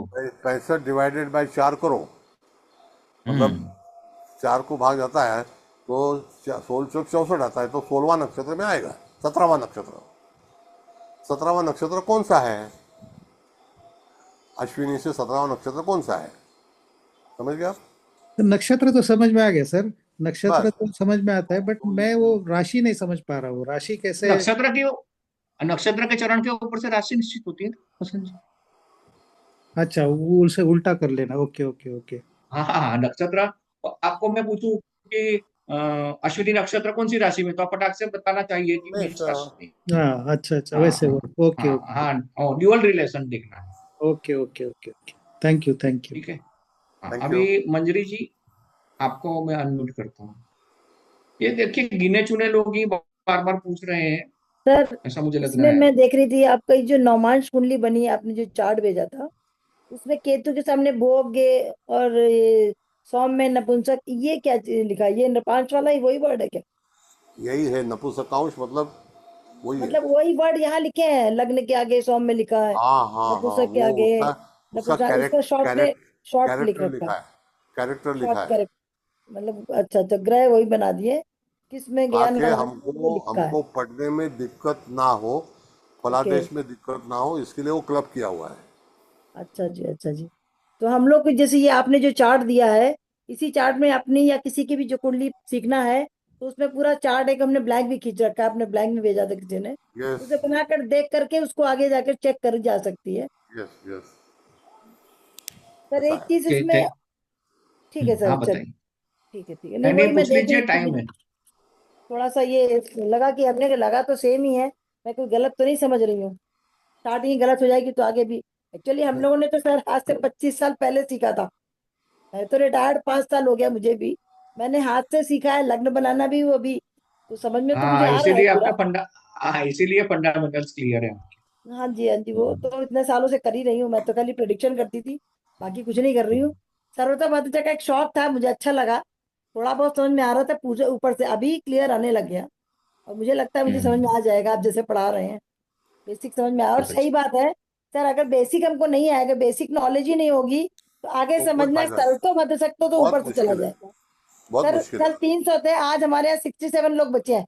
आधे तो चले गए पहले दिन से ही। नहीं पहले अभी लोग कहीं कहते कि 300 के हाँ, ऊपर ले जैसे लीजिए। अभी यूट्यूब में नाड़ी का क्लास लेते हैं, अभी मेरे सर नाड़ी के सबसे खराब यही हो गया आजकल, ऑनलाइन क्लास इतने शॉर्टकट मेथड में पकड़ने लगे हैं, सब चौपट कर दिया कन, नहीं ज्योतिष को खराब कर नहीं दिया। यूट्यूब में नाड़ी का क्लास है, हाँ, भृगुनंदी का, हाँ आधा जी, घंटे का क्लास है, खाली आधा घंटा। यस यस, मैंने किया हुआ सर, वो भी किया है। नाड़ी भी किया है मैंने, लाल किताब मैंने खाली पढ़ने की कोशिश के अंदर होता क्या जरा देखता हूँ। बहुत पैसे खर्च किया, इसीलिए हम्म। मैंने इसमें कहा था सर, इसमें एक चीज मेरी रिक्वेस्ट थी, मैंने सर से भी कहा था सर थोड़ी सी दक्षिणा ले लीजिए, क्योंकि बिना दक्षिणा के गुरु का ज्ञान नहीं मिलता। नहीं नहीं ऐसा कुछ नहीं है, दक्षिणा मैं आपको कहता हूँ कि कोई धर्म के बॉक्स में डाल दीजिए बस, नहीं वो वो तो मैं पहुंच कर जाए। देती हूँ, काम करती हूँ, इसलिए मैं धर्म तो करती हूँ, बच्चे पढ़ा लेती हूँ, किसी को कर देती हूँ, बस वो तो वही अलग है। वही लेकिन वही था। गुरु दक्षिणा के नहीं बिना मैं, मुझे लगता था ज्ञान नहीं आप आएगा। सुनिए, दक्षिणा ठीक नहीं है, है। ठीक है, वो अभी डिस्कशन बाद में करेंगे, आप उसको कर सकते हैं। अभी सर मैं बहुत अच्छा जयराज जी को क्लास, अनम्यूट कर बहुत सकता अच्छा क्लास है sir, thank you sir. Thank you. हूँ। जयराज जी। इसका मेरा ये सुझाव है, आपने जो ये फलादेश तंत्र वाला जो 4 पेज का दिया है ना, इसको पीडीएफ उसको एक बार ग्रुप में और डाल दिए, क्योंकि लोग इससे समझने में जो अभी क्वेश्चन आ रहे हैं ना, क्योंकि उन्होंने ये हाँ, फलादेश तंत्र वाला पेज जो है ना पीडीएफ वाला निकाला नहीं, इसलिए उनको दिक्कत आ रही है। तो इसमें हाँ, क्या है हाँ, कि पूरा नवाज वगैरह का पूरा सब कुछ है इसमें, है ना। तो इसको हाँ, आप ठीक है, ठीक। एक बार और डाल दीजिए। और दूसरा मेरा सुझाव ये है कि आप जो अभी ये कुंडली, ये जो सर्वतोभद्र चक्र का जो पूरा चार्ट लगा रहे हैं ना, उसमें जैसे आपने नीचे एक लग्न कुंडली दे रखी है, दूसरी शायद नवांश कुंडली दे रखी है ना। 2 कुंडलियां दे रखी हैं, उनमें ग्रह ग्रह स्पष्ट और पूरे ग्रह स्पष्ट दे रखे हैं। तो हाँ उन भाव ग्रह स्पष्ट है। स्पष्ट को, उस ग्रह स्पष्ट को आप अपने अभी समझाते हुए कि देखिए ये लग्न 11 राशि अर्थात मीन राशि का 6 अंश 54 कला है, तो ये 6 अंश 54 कला इस नवांश में गया और ये इसका फल हुआ। तो यों इस तरह वो आपकी जो खुद का वो है, उसी को समझाते हुए करेंगे तो ज्यादा मेरे ख्याल से लोगों को अच्छा सुनिए समझ में सुनिए, आएगा। 3 और 20 कला का स्लॉट है, वो सिखाने के लिए नहीं आपको जरूरत ही नहीं, वो तो क्योंकि मैं आप ऑलरेडी पढ़े हुए हैं। तो जो पढ़ा है, मैं तो बहुत ज्यादा, मैं तो पढ़ा हुआ हूँ सर, बहुत ज्यादा। ये तो क्या जो अभी जब इनको फंडामेंटली कईयों को इसमें जो आ रहे हैं ना, उनको फंडामेंटली पता नहीं है कि हाँ, नवांश हाँ, कितना हाँ, होता जयराज जी, है। हाँ, आपका पॉइंट वेल टेकन है। तो सर है, अभी हाँ कुंडली, अभी सर्वतोभद्र चक्र कुंडली कैसे बनी बनी है, वो सिखाने में वो इंक्लूड कर लेंगे, ठीक है। Okay, thank you. चलिए, ठीक अभी ये ठीक भगवान लाल है। जी आपकी बारी है, आपको अनम्यूट कर रहा हूँ। जी प्रणाम दोनों नमस्ते। महानुभाव को। जयेश भाई, आपने बहुत अच्छा एक प्रोग्राम रखा है। मुझे ऐसा लगता है कि अभी जो सज्जन पूछ रहे थे कि कौन सी राशि का नौमांश या कौन सी राशि किस नौमांश में जाएगी, अगर मेरा कुछ पॉइंट गलत हो तो मैं क्षमा चाहूंगा, मैं बहुत ज्यादा ज्ञानी नहीं हूँ। लेकिन जैसा नवमांश चक्र हम बनाते हैं कि यदि मेष राशि में कोई मतलब राशि हो, मेष राशि में 3-20 की, तो वो किस नवमांश में जाएगी उसका एक चक्र है, जो कि अग्नि राशि की मतलब। हाँ वो सब दिया हुआ है, जी जी जी। पूरा दिया हुआ है हाँ वही आप। बेसिक मैंने कहा, जो नहीं नहीं, रेडीमेड है वो, कि मेष सिंह और वृश्चिक राशि में जो राशि जो। चर का पहला नवांश चर में जाएगा, ये ऐसे हाँ बताइए। हाँ, वही वही स्थिर वही, का चर का, पांचवा। फिर स्थिर का, फिर द्विस्वभाव का, ऐसा। वो अगर वो उसको गो थ्रू कर लें तो उनका कॉन्सेप्ट क्लियर हो जाएगा। बस यही मुझे कहना था। धन्यवाद। ऐसा है बाबूजी, मैं आपको बताता हूँ। अग्नि तत्व का आरंभ मेष नवमास से होता है, पृथ्वी तत्व का आरंभ मकर नवमास से होता है, वायु तत्व का आरंभ तुला नवमास से होता है, जल तत्व का आरंभ कर्क नवमास से होता है। 1 4 7 10 ऐसा हाँ है। ठीक है, उसका कुछ एक्सेल जैसा मैं बनाकर मैं डाल दूंगा, ऐसा हो तो जिनको मतलब नहीं पता नहीं, है वो उसका वेरी पीडीएफ बना सिंपल के। है, वो इतना ये नहीं है, तो वेरी सिंपल है। हाँ सर, सर हम तो वो फंडामेंटल्स हमारे तो क्लियर है, इनके नहीं है, जिनको थोड़ा कोशिश करेंगे कुछ प्रोवाइड करने की, अभी मैं इनके आपको टाइम बता मिला रहा तो। हूँ जयेश भाई, ऐसा है, बता रहा हूँ मैं। देवकिरलम चंद्रकला नाड़ी, उसमें 1440 नाड़ी आती है।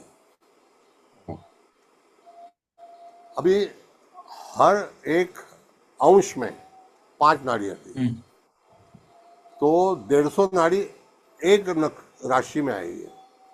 हाँ 150 इंटू 12 1800 नाड़ी हो गई। 1800। तो 1800 नाड़ी का हम कैसे हिसाब करेंगे? वो भी जी कंठस्थ है। मैं आपको चार्ट भेजता हूँ। हाँ तो क्या होता है, जितने आप डीप जाएंगे उतना ज्योतिष शास्त्र काफी बड़ा है।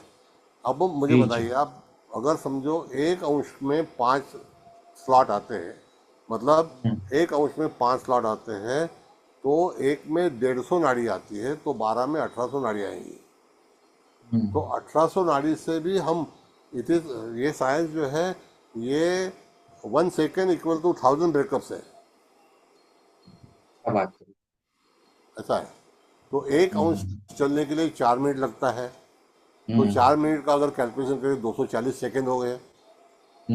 240 सेकेंड को 5 से भाग करेंगे तो कितने सेकेंड की नाड़ी हो गई? ऐसा है ना। 48। हाँ, 48 सेकेंड की एक नाड़ी होती है, 48 सेकेंड। और जब वो नाड़ी उत्तर में चली जाती है तो वो 40 सेकेंड की होती है। तो in between 40 second something will happen in your life, that is the prediction. ऐसा है। सर अभी ईरा जी को कुछ पूछना है, मैं उनको। बोलिए। हाँ सर, बस मेरी एक रिक्वेस्ट थी। मैं आपकी पेशेंस को प्रणाम करती हूँ, और इसके साथ साथ केवल सभी से ये अनुरोध करती हूँ कि हमें सीखने का टाइम दीजिए। इतने क्वेश्चन मत पूछिए, इतने मत क्वेश्चन पूछिए कि अपने टॉपिक से ही डेविएट हो जाए। तो इसलिए आप या तो फिक्स टाइम रख लीजिए कि 1 घंटे आप पढ़ाएंगे, इसके बाद क्वेश्चंस लेंगे। क्योंकि जो क्वेरीज हैं, इनमें काफ़ी क्वेरीज ऐसी हैं जो कि मेरे ख्याल से जो लेवल से आपने पढ़ाना शुरू किया है उस लेवल से थोड़ा नीचे हो जाती हैं। तो जो सीखना चाहते हैं, जिनकी एक इच्छा है सीखने की, आगे बढ़ने की, तो वो कहीं ना कहीं, और आपकी भी एनर्जी मतलब इन आंसर्स देने में नहीं देखिए, जाएगी। ऐसा है। तो मेरी हाँ ईरा जी, सबसे और आपसे भी यही रिक्वेस्ट है। जी ईरा जी आपके बात से मैं थोड़ा सहमत हूँ, पर क्योंकि ये टॉपिक थोड़ा डिफिकल्ट है, एक। दूसरा क्या है कि देखो, जी सर का और मेरा, ये दोनों हम ऐसे कमिटेड है कि अगर 15 क्लास के बदले 20 क्लास भी होंगे तो हमें कोई दिक्कत नहीं है। पर जो भी, और 300 के बदले 60 लोग भी होंगे, 60 के बदले कल 25 भी होंगे, और फिर 5 रह जाए तो भी दिक्कत नहीं है, और अंत में मैं अकेला रहूं तो भी दिक्कत नहीं है। बराबर। पहली जी बात ये समझ लीजिए। दूसरी बात ये है कि देखो, पूछ रहे हैं तो अच्छी बात है, मतलब वो सोचते हैं तो उनको हम प्रेरित करेंगे कि वो थोड़ा होमवर्क ज्यादा करें। जी क्लास में देखो, हर हर स्टूडेंट है, क्योंकि मैं मैथमेटिक्स पढ़ाता था 11th 12th में, जी तो I used to be teacher. ठीक है, मेरा कर्ता गुरु है D1 चार्ट में, और D9 में धनु का है, तो आप समझ सकते हैं कि विद्या के प्रति, पढ़ाने के प्रति मेरी कितनी रुचि होगी। ठीक है। नहीं, वो तो रुचि तो आपकी दिख ही रही है। हाँ, तो हीरा जी यही है कि देखो, हाँ ऐसा है कि हम 1 घंटा पढ़ाई का रखिए, 1 घंटा क्वेश्चन का रखिए, तो वो तो कोई दिक्कत ही नहीं है। जैसा हाँ, वो तो हाँ, जस्टिफाइड है। जैसे वो जैसे जस्टिफाइड है आज सर। हमने क्या किया कि सर ने मतलब एक पूरा टॉपिक, मतलब वो एडवांस लेवल पे जा रहे थे, मैंने सर को थोड़ा नीचे आने के लिए कहा। नीचे आए, फिर वो एक लॉजिक सबको समझ में आने लगा, तो फिर वहीं रोक दिया, क्योंकि मुझे मैसेजेस कंटिन्यूस आने लगे कि सर इसमें ये पूछ रहा है, हमको वो पूछ रहा है।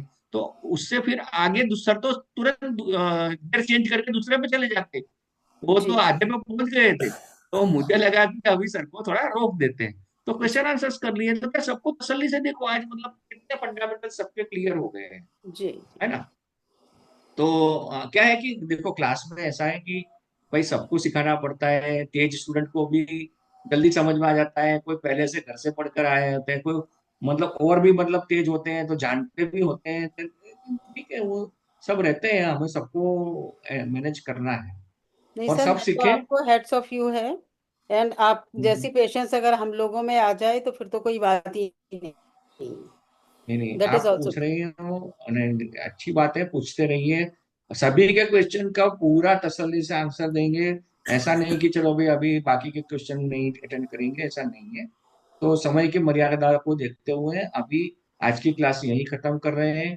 थैंक यू दिलीप सर, और थैंक यू। आपका आशीर्वाद बहुत हमारे बहुत ऊपर बना शुक्रिया, रहे, बहुत और बहुत बाकी शुक्रिया। सभी गुरु बंधुओं को भी मेरा प्रणाम और जुड़ने के लिए धन्यवाद। तो धन्यवाद। मिलते हैं बुधवार को यस, शाम को 7:30 बजे। श्योर। और मेरी एक और रिक्वेस्ट है कि बोलिए। आप लोग क्लास में 7 बजे तक में ज्वाइन कर लीजिए। भले कम हो ज्यादा हो, 300 का पैसा मैंने खर्चा किया, मेरे को फिर भी 60 आए, मेरे को कोई अफसोस नहीं है। लेकिन यही 60 के अगर कल ये कुछ ये इनका कोई ठिकाना नहीं है, जो ऐसी हवा के जैसे आते हैं ना उनका, तो अभी हमने पूरा प्रोविजन कर दिया है। अब ठीक। ऐसा होता है कि आज बहुत से लोग ज्वाइन नहीं कर पाए हैं, तो उनको क्यों ज्वाइन नहीं कर पाए हैं, क्योंकि मैंने कंपलसरी कर दिया है कि वही साइन इन पहले जूम में करो, फिर यहाँ लिंक तो ही आपको अलाउ करेगी। तो जो लोग बिना साइन किए आ रहे थे उनको आने नहीं दिया, जूम ने ही रोक दिया, इसलिए संख्या कम हुई है हीरा जी। Yes yes. समझे, मैंने सारे अभी इतने फिल्टर्स डाल दिए हैं कि कोई ऐसे फालतू का कचरा वाला कोई अंदर आ ही नहीं पाएगा सर। मैं तो मकर राशि वाला हूँ सर, शनि प्रधान हूँ, कुंभ लग्न है, तो मैं तो अनुशासन वाला ही बंदा हूँ। तो ये मतलब ठीक है, पहले आने देते, आ जाओ आ जाओ आ जाओ, फिर साफ करना तो मतलब है कर देंगे, तो वो अनुशासन कोई बहुत बात नहीं महत्व है। है। हाँ, तो इसीलिए अनुशासन बहुत आज बहुत जरूरी है। अच्छे लोग भी नहीं जुड़ पाए हैं, मेरे परिचित लोग भी नहीं जुड़ पाए हैं। लेकिन अभी ये है कि सबसे पहले जूम में आपको साइन इन करना है, तभी लिंक काम करेगा, नहीं तो नहीं करेगा। नहीं और करेगा, जूम में आप बराबर। साइन इन करोगे तो अपना भी यहाँ में नाम आ जाएंगे, तो झंझट ही यस, खत्म है। हाँ, करेक्ट। अभी ये और एक मुझे व्हाट्सएप पर्सनल में मैसेज आया कि नवमांस किसी को नहीं आता।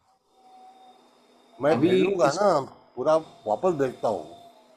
सर इनको है ना, एक मैं बताऊं ना समस्या क्या है, नवमांस मतलब क्या वो पता नहीं है। ओहो, ठीक है। हाँ, ये लोग D1 के ऊपर से ही आदत है इनको। ठीक है, ठीक तो है, कोई बात नवमांस क्या है ना, थोड़ा वो थोड़ा बता दीजिए। चलो अभी टाइम है, मतलब टाइम तो खत्म हो गया है, तो 5 मिनट में सर थोड़ा जितना भी हो सके उतना बता। नहीं। चलेगा। नेक्स्ट टाइम समझो अर्ली टाइम भी करेंगे, कोई बात नहीं, फिर हम ये करेंगे। हाँ, हम्म। ओके। Thank you. हाँ ठीक है, तो सर नेक्स्ट धन्यवाद। टाइम लेते हैं। जय Shri thank you Krishna. Sir. नमस्ते। जय श्री कृष्ण। जय श्री कृष्णा। जय बंद श्री करता कृष्ण। हूँ मैं। हाँ, एंड करूँ। हाँ हाँ, मैं भी बंद करता हूँ। श्योर।